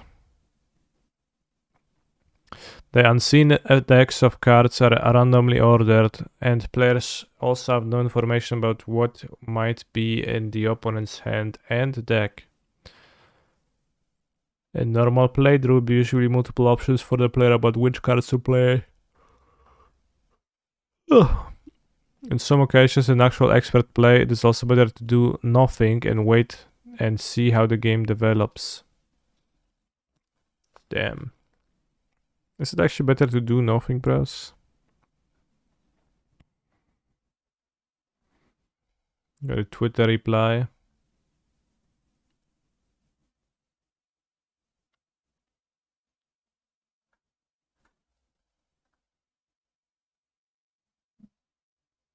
Damn, I'd really like this current Magical Line to try it out in Bazaar decks and Vintage. Seems interesting. Magical Line, please add. There is a post on the forums at link in the suggestion section for cards which users would like to see come to Modo. Why do they want me to... Like, they know I will not use their forum. What the fuck? It's an actual forum.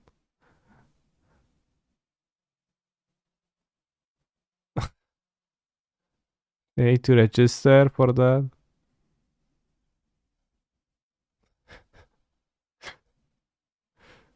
This is so good. Do they have a shout box at the bottom? They don't.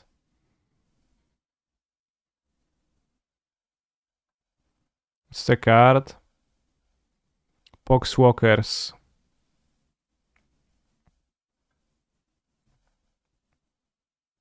Magic story, threads 2.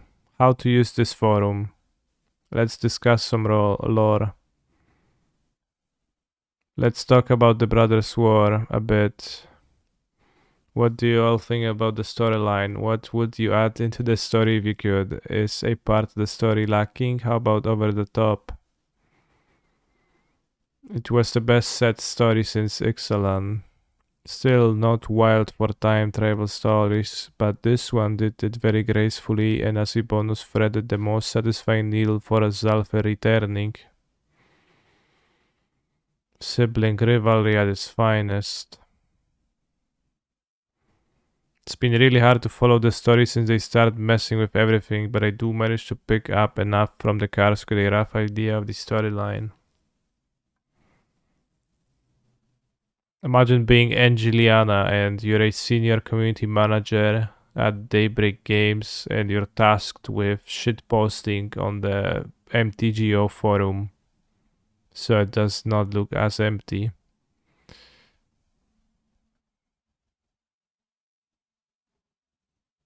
Tag needs some doctor. I mean, probably not. It doesn't seem like she's very active.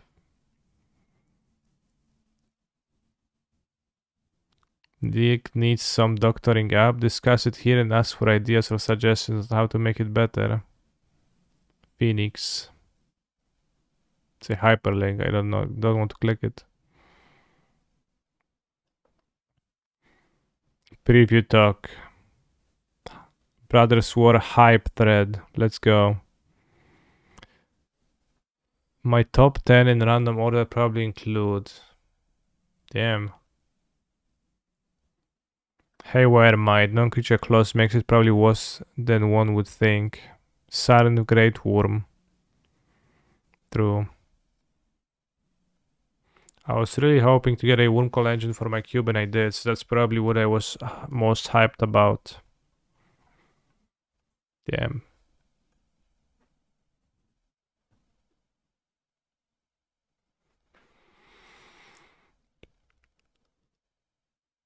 Legion to Ashes, almost Vindicate.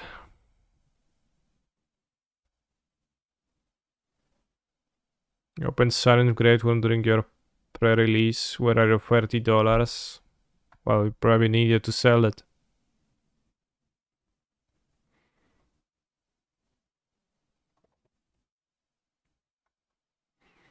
Game guides on how to scroll down the graveyard on October. How does one scroll down? My computer screen isn't very large, 14 inches. Oh yeah, 14 inches. I mean, scroll down the graveyard Excel pile. Select cards from those piles. And they didn't get a reply.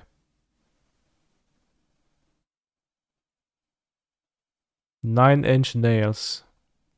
Never got a reply.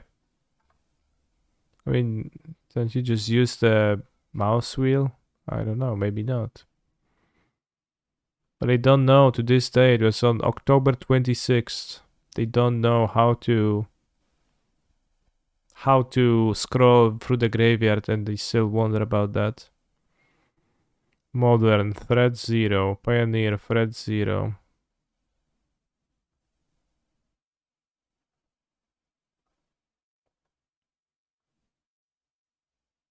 The action login index has been disabled. If you reach this by accident, please report the steps to recreate this. Huh? Login register. Magic Online.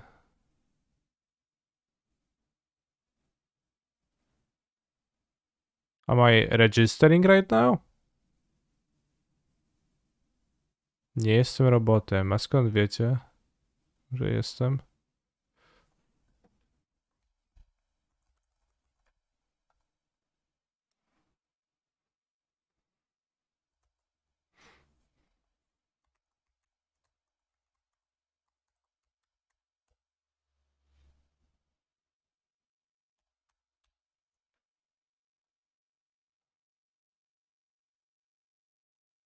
How do I register? I can't register.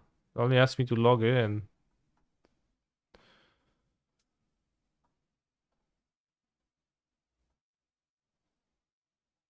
Like literally, this is a login screen. I can't. Where's the register screen? It wants your model login. MTGO login is available. Oh, I don't know. What if it steals all my cards afterwards?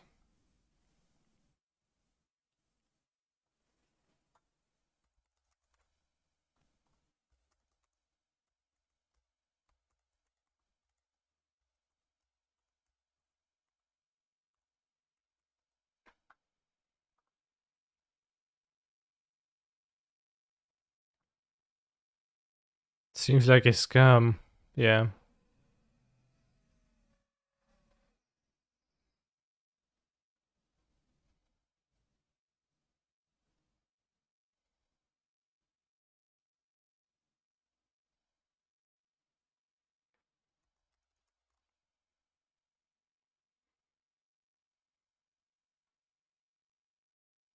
So I might have just compromised my model account, but it did seem to work.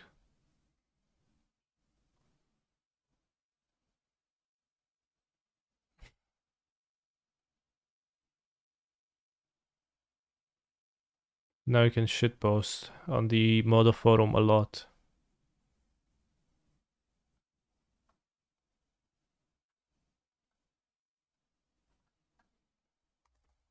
Hello, 9-inch Niles.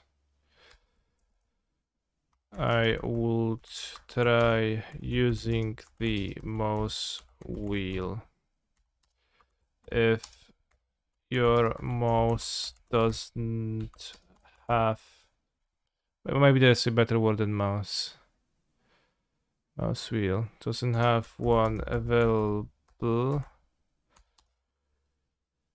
I'm unfortunately out of ideas.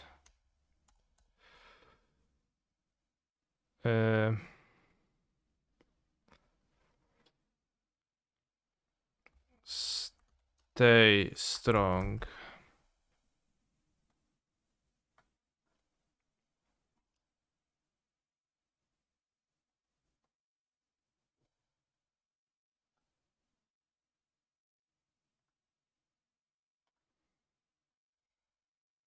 Can make a signature.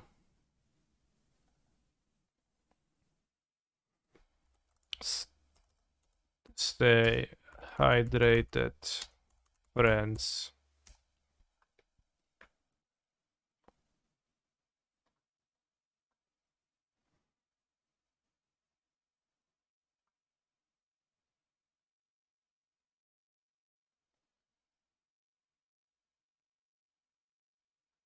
Stay hydrated. This is so good. This is so good. We have the signature now. Canister new member. We can maybe upload an avatar. Let's go to general forum.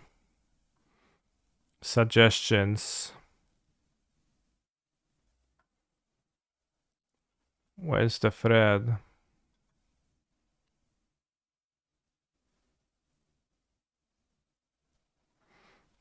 There is a post on the forums in the suggestion sections for cards which users would like to see come to MTGO.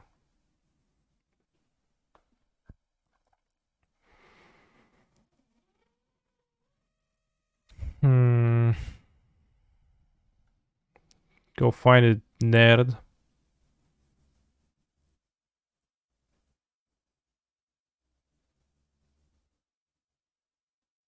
Cards are not available on MTGO. It is extremely frustrating to play in a lame duck format when a pillar of my deck is not available online. Please release Triumph of Saint Catherine. Did they release it?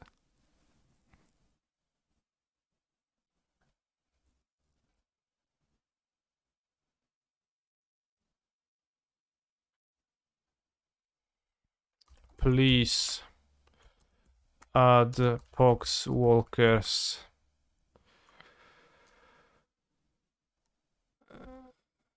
I'll just say please add Poxwalkers. I don't care about the dog for legacy.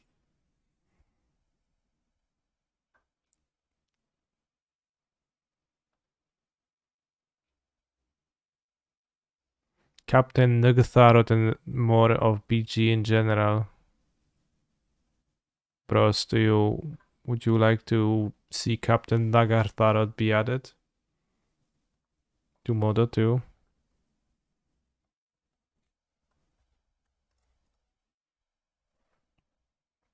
And the Nagatharot. Horrors you control have menace. Okay, they do. Creative Technique. Creative Technique, I think, is a spell from Strix 7 Commander which creates a funny legacy deck. Yeah. Which is 5 mana Emrakul and they need 2 counters or something like that. Because you shuffle and reveal cards and you reveal a non-land card. And you either reveal Cascade? I don't remember that. You do something where you have 2 copies of Emrakul in the stack. I don't know. Of will be Emrakul in the stack. Pair of dice lost. Infinity. Roll 2 6-sided dice. Return a number of cards with all mana value X or less from your graveyard to your hand. 5-2. Chad, if you were to sit down to a Magic the Gathering match and your opponent brings a pair of dice and asks you, hey, would you like to randomly determine the starting player of the match? And you'd be like, sure. And they would propose a method which would be, alright, since the most likely outcome on a pair of dice is a 7, if I roll 7, I go first.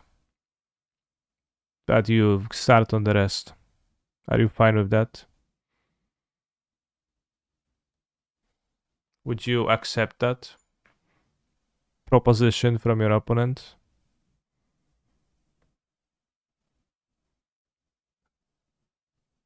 Snap accept.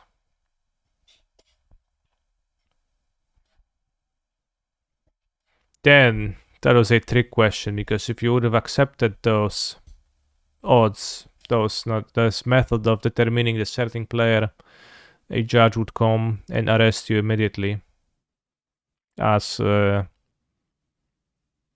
you have to determine the starting player with a random method. I'm not actually sure what the rules state though. Do they say that you have to? Well, I think they say that you have to determine with a random method. Does a random method imply equal chance of either player succeeding? Do the rules have any mention of the fact that every player needs to have an equal chance of succeeding?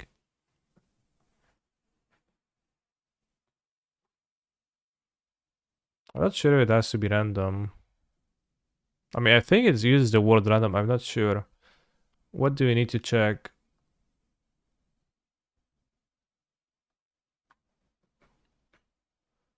Right, we got Magic the Gathering tournament rules. Last effective one, July 1, 2022. Good enough.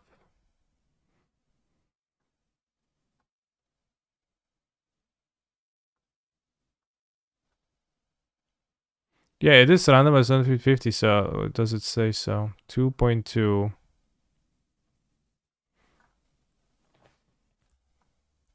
For the first game of a match, a designated player, the winner of a random method, such as a die roll or coin toss, during Swiss rounds, or the player ranked higher chooses either to play first or to play second.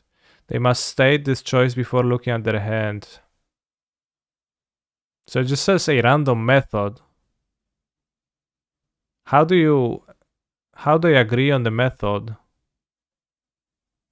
Because you could just say, alright, we roll 1000 dice, and if there's no ones rolled whatsoever, then you go first. and your opponent, well, they probably can not agree to that, but they would just not agree to that, but random.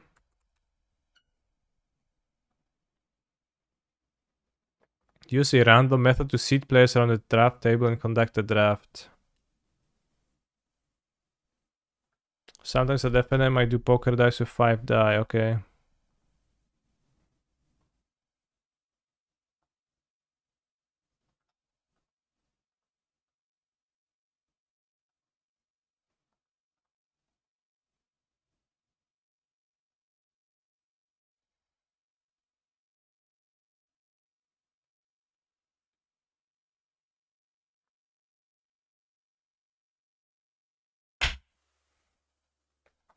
Is rock, paper, scissors random or skill? Probably up to a judge.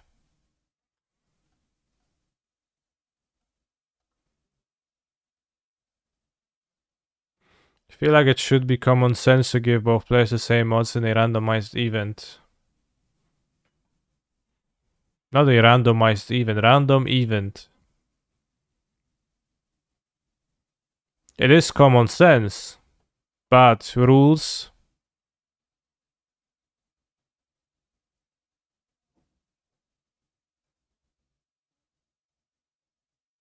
should not be based around common sense, but rather around uncommon sense. Everything should be spelled out, and clarity should be key. In chess, you don't roll for white, then what do you do? I mean, in chess, you just play lots of games, right? Often, and you just play as. Or, like, is it random too? But they give you pairings, telling you what you start with? Or is it not lots of games? Not sure.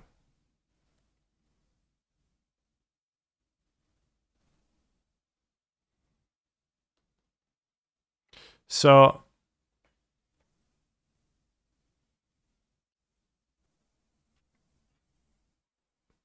what if you have two players and one proposes that they will roll 10 dice and they will go first? If there is, if there is no ones rolled. And then you have the second player who says, okay, I propose the same method, but with 100 dice. And like, who do you side with as a judge?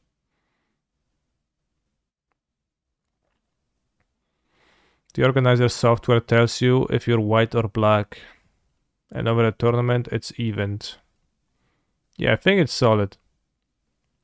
Although I frequently, after I do well in a tournament, I think back through my rounds and I realized I have won the die roll 8 out of 10 times this day, and then I think back to tournaments where I do medium to poorly, and I'm like, oh yeah, I guess die rolls I won like 4 to 5. Actually, if I think about it, more often it happens when I do well and I think about it, because I rarely think about losing the die rolls and tilt about it. But it does seem to have an impact. By the way, those are not the last version of the doc. Does the new one have any random rules? Determination. Let's see. Magic the Gathering tournament rules.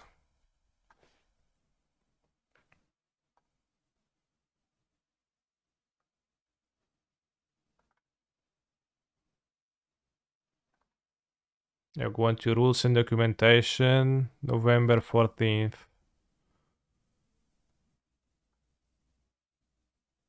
Alright, that's fresher. Is it literally identical?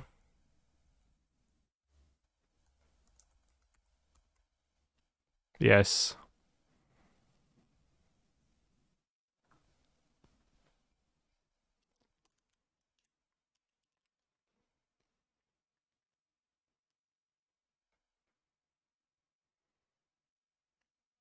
Or they're same in the case of random. Once the deck is randomized, it must be presented to an opponent. By this action, players state that their deck are legal and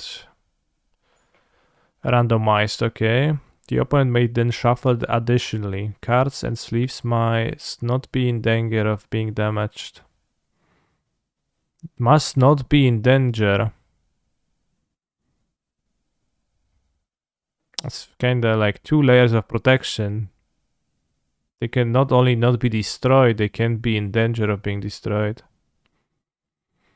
Is Prelim starting yet? Yes.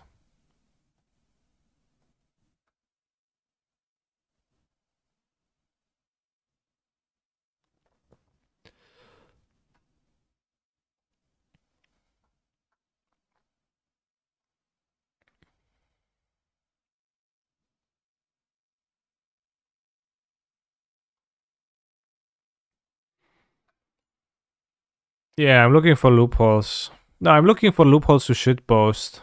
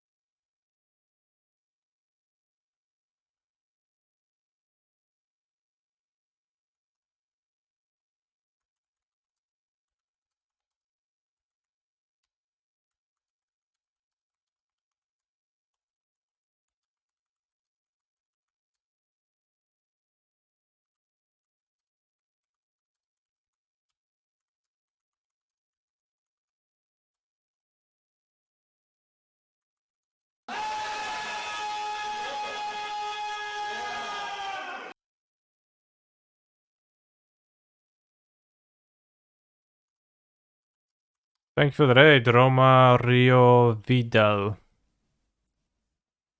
There's the new stuff about stickers, attractions, and digital deck list. True.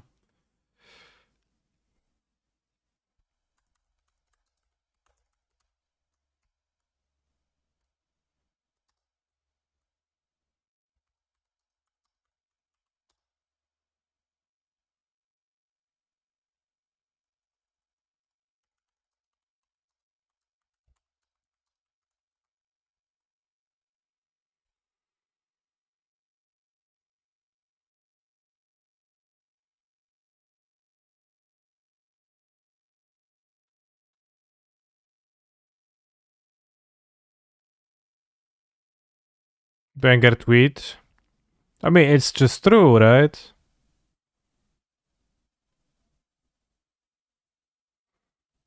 Good one. Got the whole squad laughing, lil bro. Well put.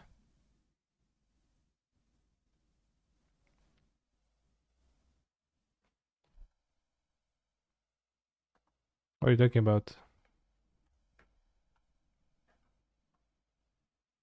Elvish Reclaimer. It said that my opponent was playing Amulet the last time they played. I don't know if I want to play the Ragavan then, because it's kinda useless. I think I'll instead go with the DRCs.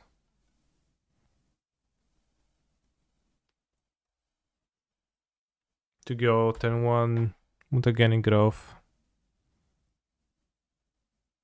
You'll have 103.1 from CR as well. That's about determining starting player. Damn. So there was something I missed.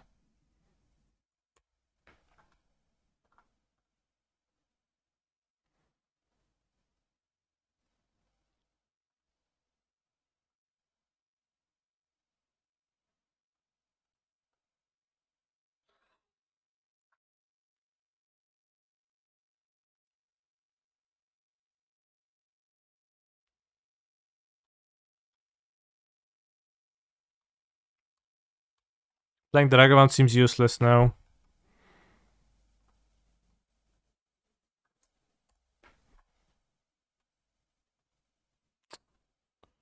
You could Bojuka box search.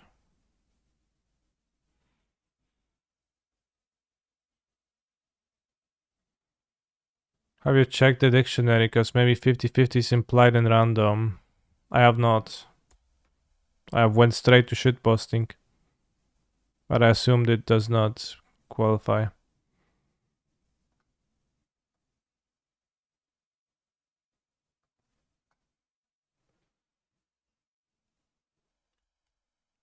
Can get it now though.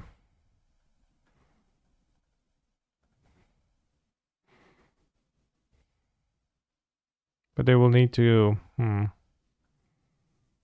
at least do that.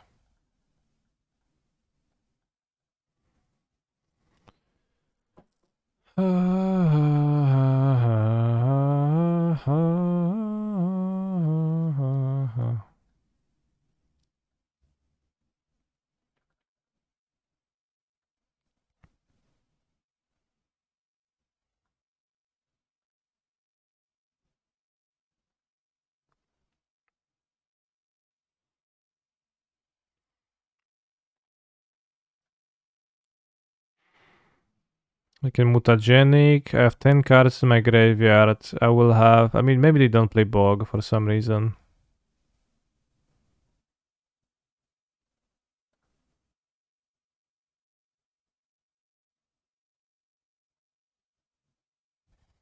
Maybe they don't play Bog. I mean, odds are pretty slim, but maybe they don't play Bog.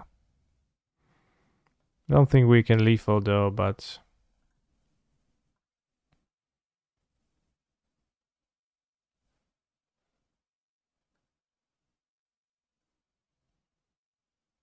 Sacrifice the Valakut, yeah.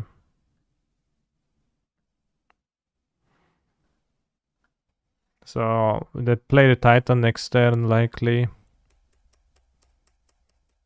Eldritch Reclaimer of an Amulet can make it a mana.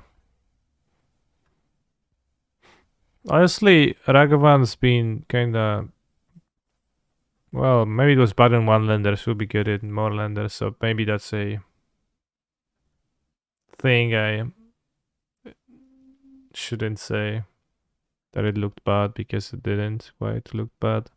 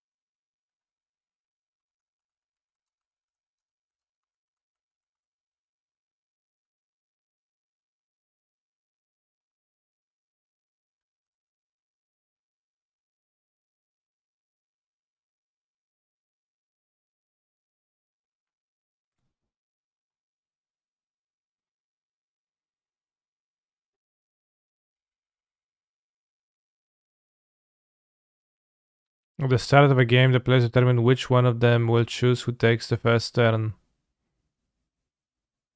In the first game of a match, the player may use any mutually agreeable method to do He's a so. phenomenal control player. Imagine ads on Canny stream. Look, once at the FNM, I sat down to play with my buddy, and because we get paired, and I look at him and I say, whoever puts the food first on the table goes first, and I immediately put a food on the table, and he respectably let me go first because it was a mutually agreed method. And then he did that the same to me on the next time, and then he went first. So, you know, it's always an option.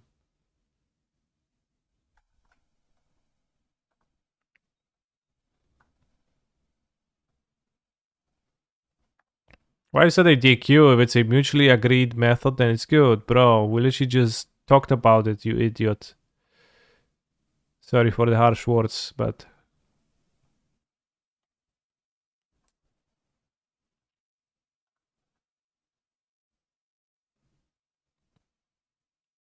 How is that random?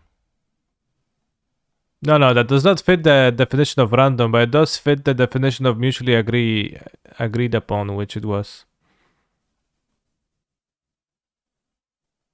From the rules document. It was, I guess, a little bit of a sketchy movement under the tournament rules.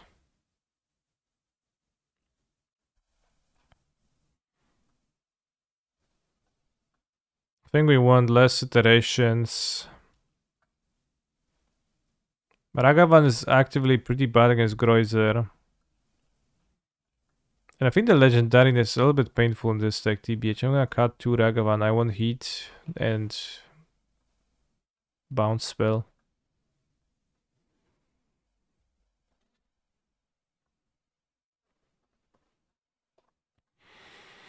Thank you for the explanation, ultimate price. I take back my comment as now you have convinced me.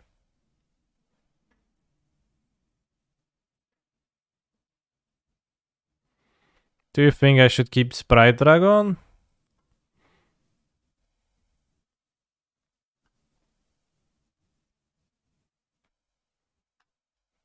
Or free 1-drops? Yeah. Keep the Sprite Dragon. I think flying can matter. Although in the best scenario of drawing a land next turn, I would rather have no Sprite Dragon, but... He's a phenomenal control player. Yeah, wow.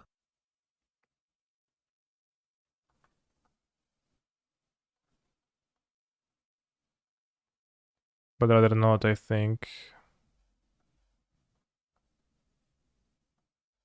If they play Dry on the next turn, I will be a little bit screwed. Probably can keep the mutagenic growth to attack through Dryad, TBH, rather than push through the Grazer. It frees some damage, but...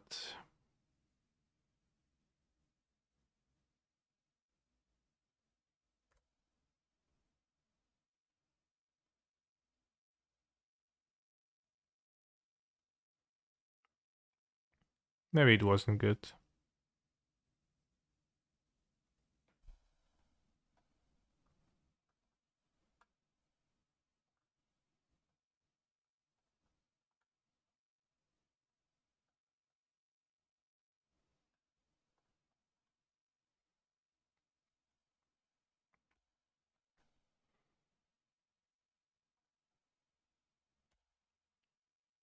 If we draw another mutagenic, then we have Sprite Dragon. I don't know. Bro, stop with those Groizers. Hello, Mr. Streamer. Hope you had a nice time at Paprikash. I did have a nice time, yes.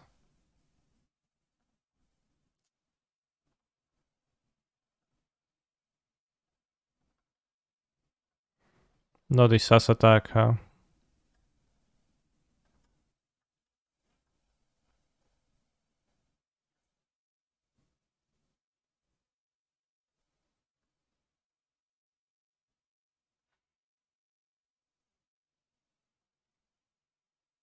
Smart block.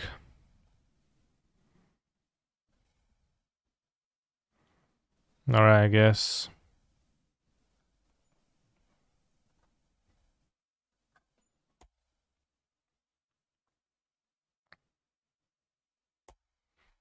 Maybe they won't have a land titan.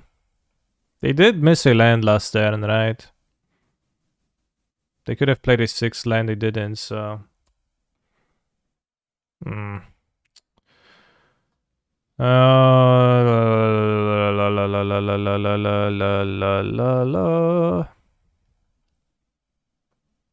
No, we draw Landerino.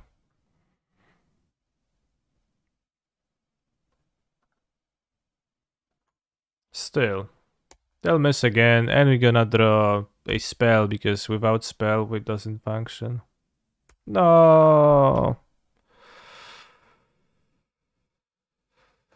No. No. So we went 2-2. A little bit sketchy. I don't think it really love Dragavan too much.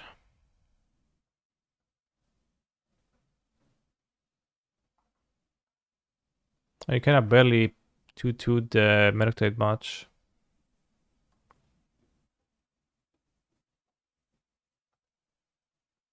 Damn, now I'm convinced Blue Red Prowess is bad and only dorks play it. Thanks.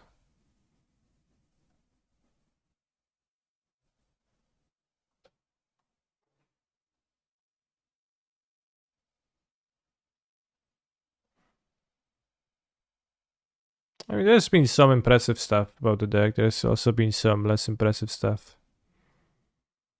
Namely, sometimes we draw bad hands and then it's a bit of an inconsistent deck in the early turns. Can draw just one creature and die to a removal spell, or I can draw 4 lands and then have way too many lands throughout the entirety of the game, or can keep one lander and then you have one lander. Just what Murktide is better at, with more consistency and consider smoothing the draws a bit more often.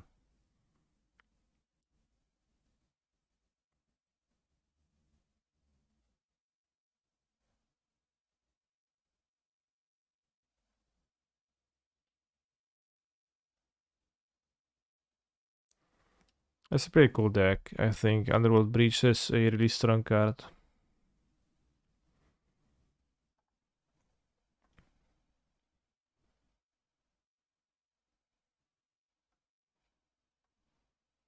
I'll read the rest of it in my free time, for sure.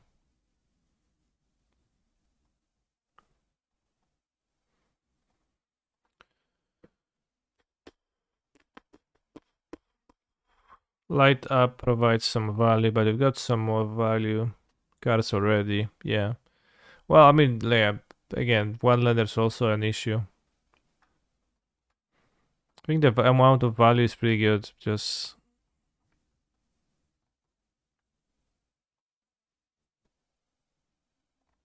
what was that guide for? It was a GPT written guide for Amulet versus, not Amulet, Hammer versus Merctide.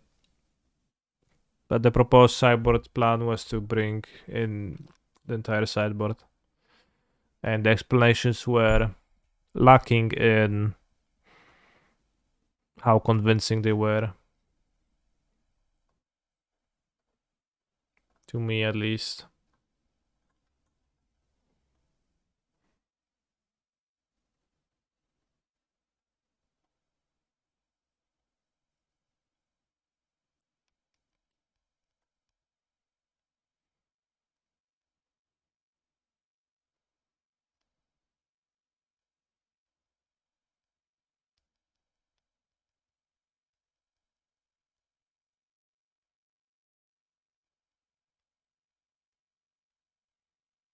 Maybe you're just not as good as ChatGPT. True. Spike said he thinks this deck should play 16 lands.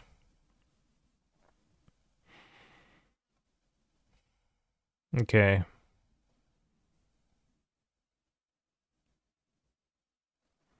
"16 lands."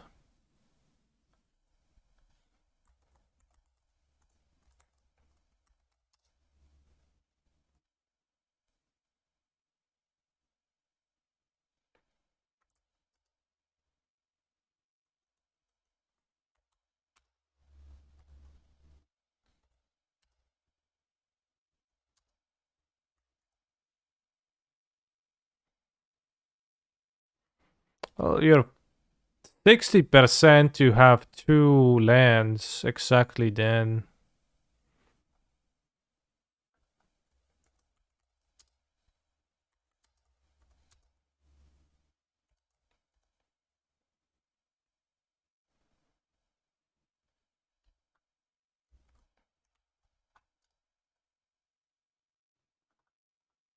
Woods.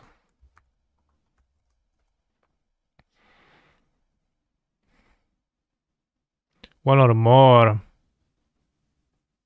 Wait, why is it 2 or more? Okay, it's 2 or more. So it's 60% to get 2 or more. Okay, that is... I thought it was 60% to have 2 exactly, but that... Yeah, 2 or more. Ja pierdolę.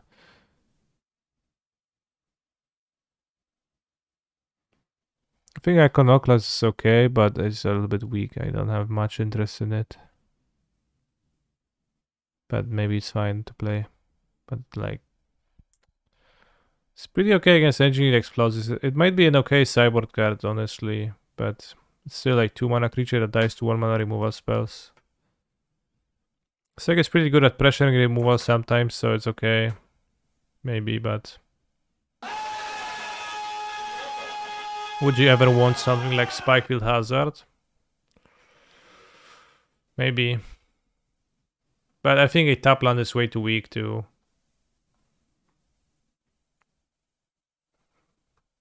Maybe the answer is to Mulligan one-landers. Thank you for the raid, Young Dingo. I will not be streaming for much longer, but we're going to perform the Enchant Wordle today.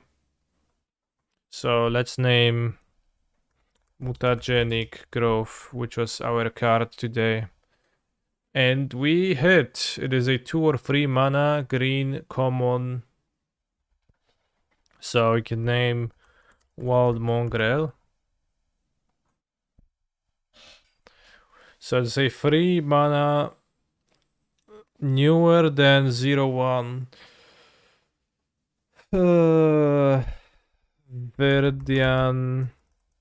Viridian. What's the name of the creature that destroys an artifact? The Mystery?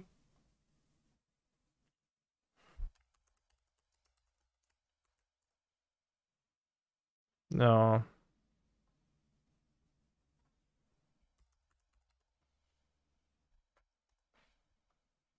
No, not Corruptor. The not uncorrupted Shaman.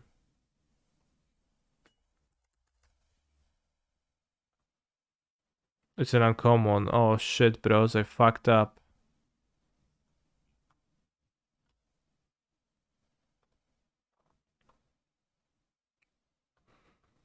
I would need to ban myself from the chat now to stay consistent. So it's newer than Kaldra's Sword.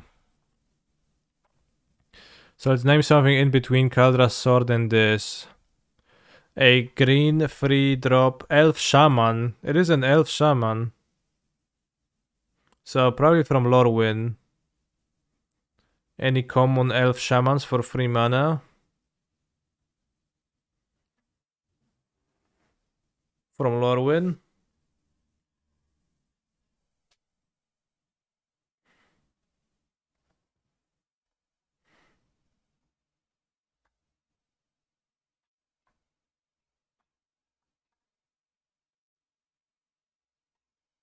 Doesn't need to be from Lorwyn.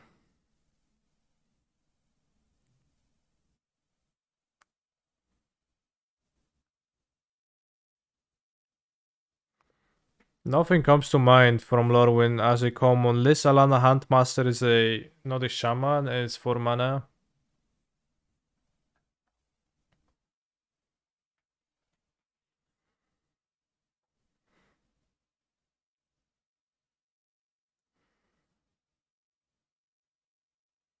Any ideas, broskis? I need your help.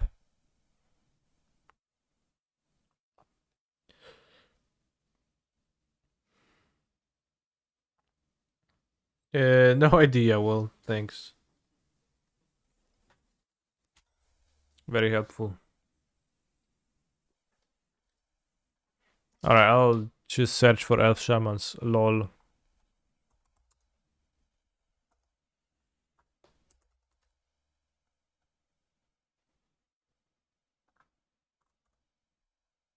I'll just cheat.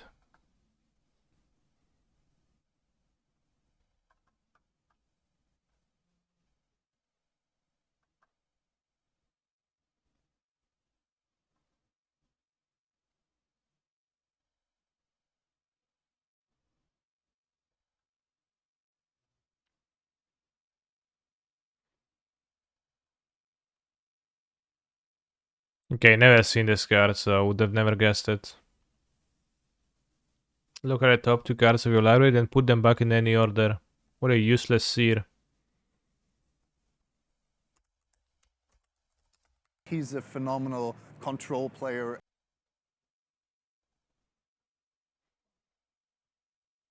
Apodorus, thank you for your Prime Gaming subscription, very based. The Smera blinded her seers so that her beauty would be the last image burned in their memories. They act only deepen their insight. Very useful. They were like, yeah, sure, blind me, bro. Why not? I'll happily lose the sense of sight.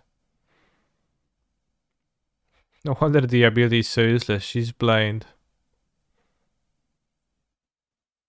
Yeah, it's kind of ironic that a card that's like it's blind and the first ability says look.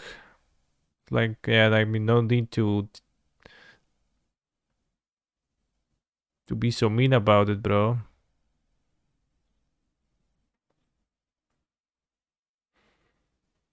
In tournament, I would pretend it's Scries and bottom the bad cards. Well, then you would cheat.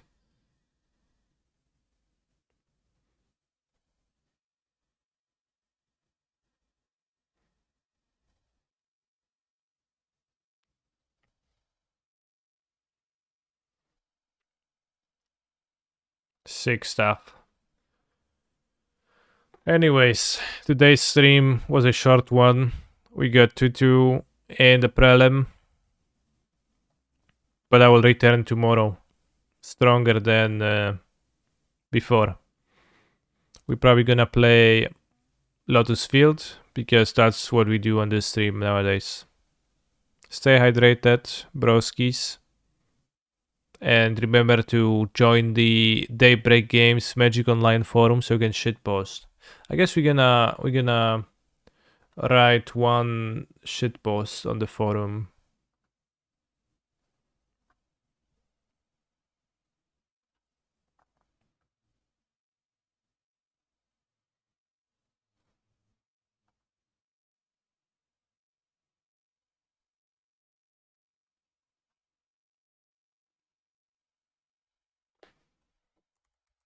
Hello, Black Lotus.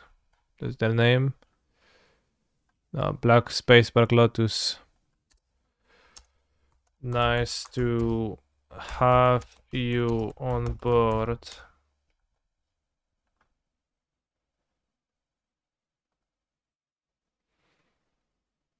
Nice to meet you. By Angeliana. I would like to take a few minutes to introduce myself. I am the newest addition to the community team. I have been involved in gaming since the late 90s. I started out as a volunteer in an MMORPG. A volunteer to do what?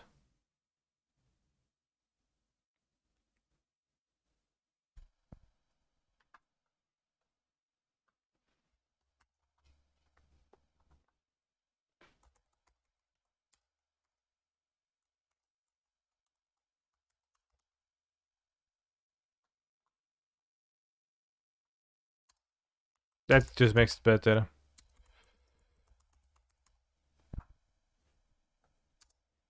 On board or on board? How do they say it? How are you supposed to say it?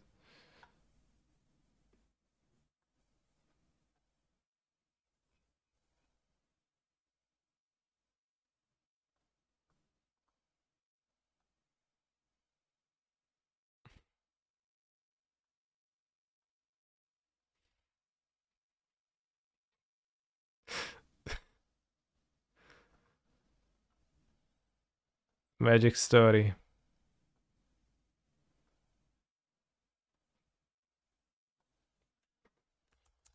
I think this story is great.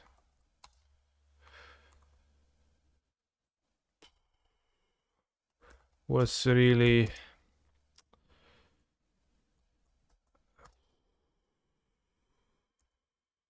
looking no really looking to see how it goes. Let's just like say vanilla stuff like this.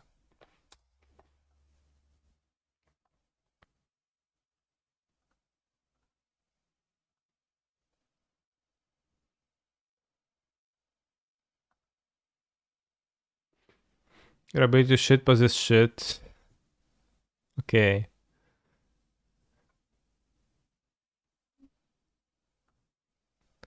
Vintage block format. Unsure if this has any interest in Gen Pop. What's Gen Pop? But I want to build a couple decks from the original blocks. Okay. Use ChatGPT to make a shit post.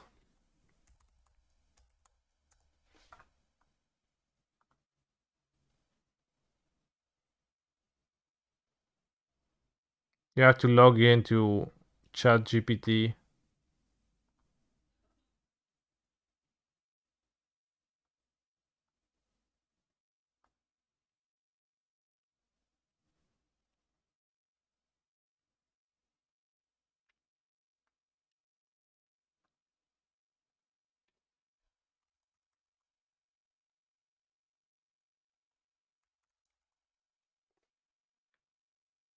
Verify your phone number. Alright, it's odd mother day.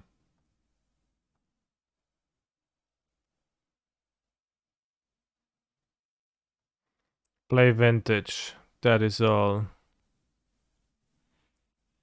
So insightful. T emoji. In all seriousness, what draws you to vintage? Why do you prefer this format over all others? Ancestral, Snap Ancestral is a hell of a drag. Seriously though, for me, it's playing Bazaar decks. There is nothing like it in any other format.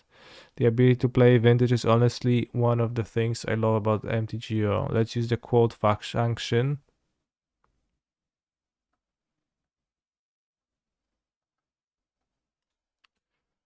I second this. He's a phenomenal control player. 5 years of my life spent with Kanister_MTG. Where's the quotes? Insert quotes.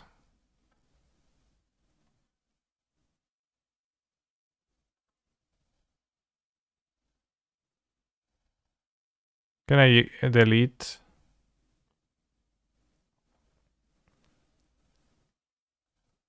Ah, too bad.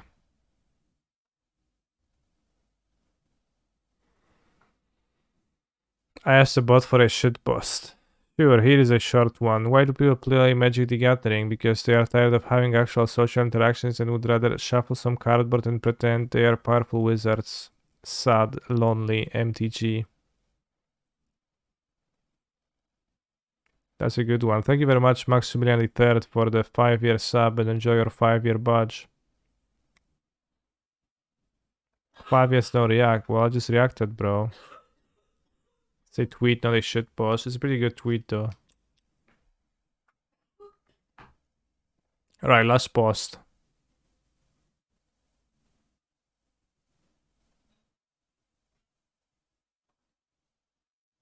Legacy decklist Mount Rushmore.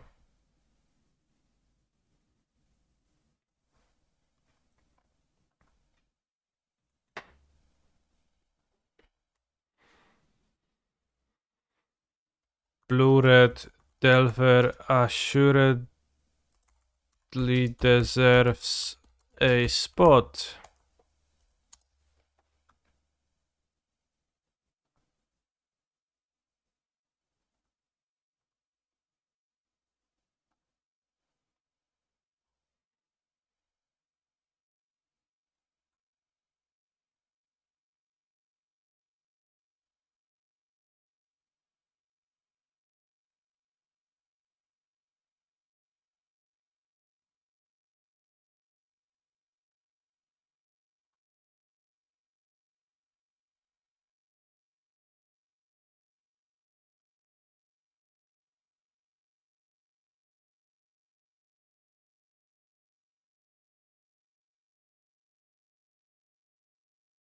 You'll want to report this in the back forum.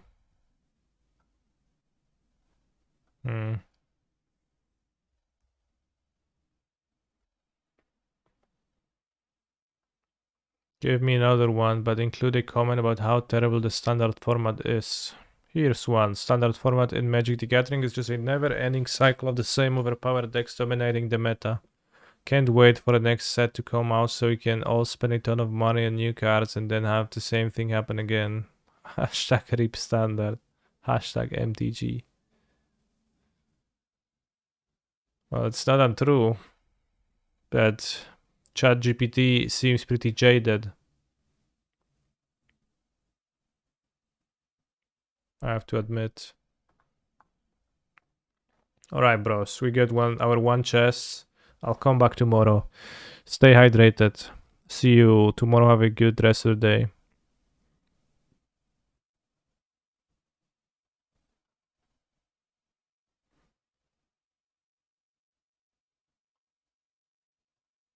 Let's find a victim for the raiding. Any Modo gamers? Or at least Daybreak Games forum. Should post and mistaken 69.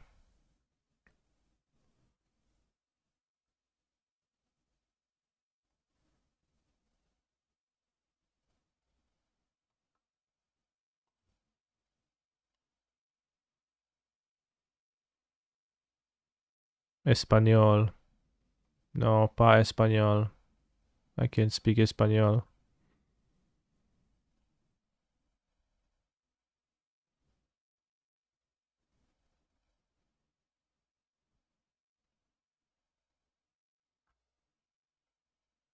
This speaks English.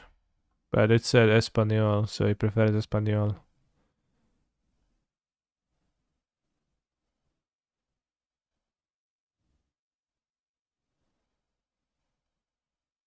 What about Titan Mythique?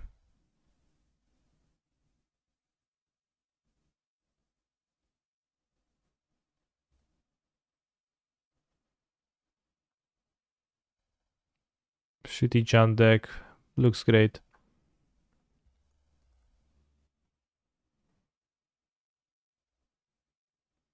See you tomorrow, broskis.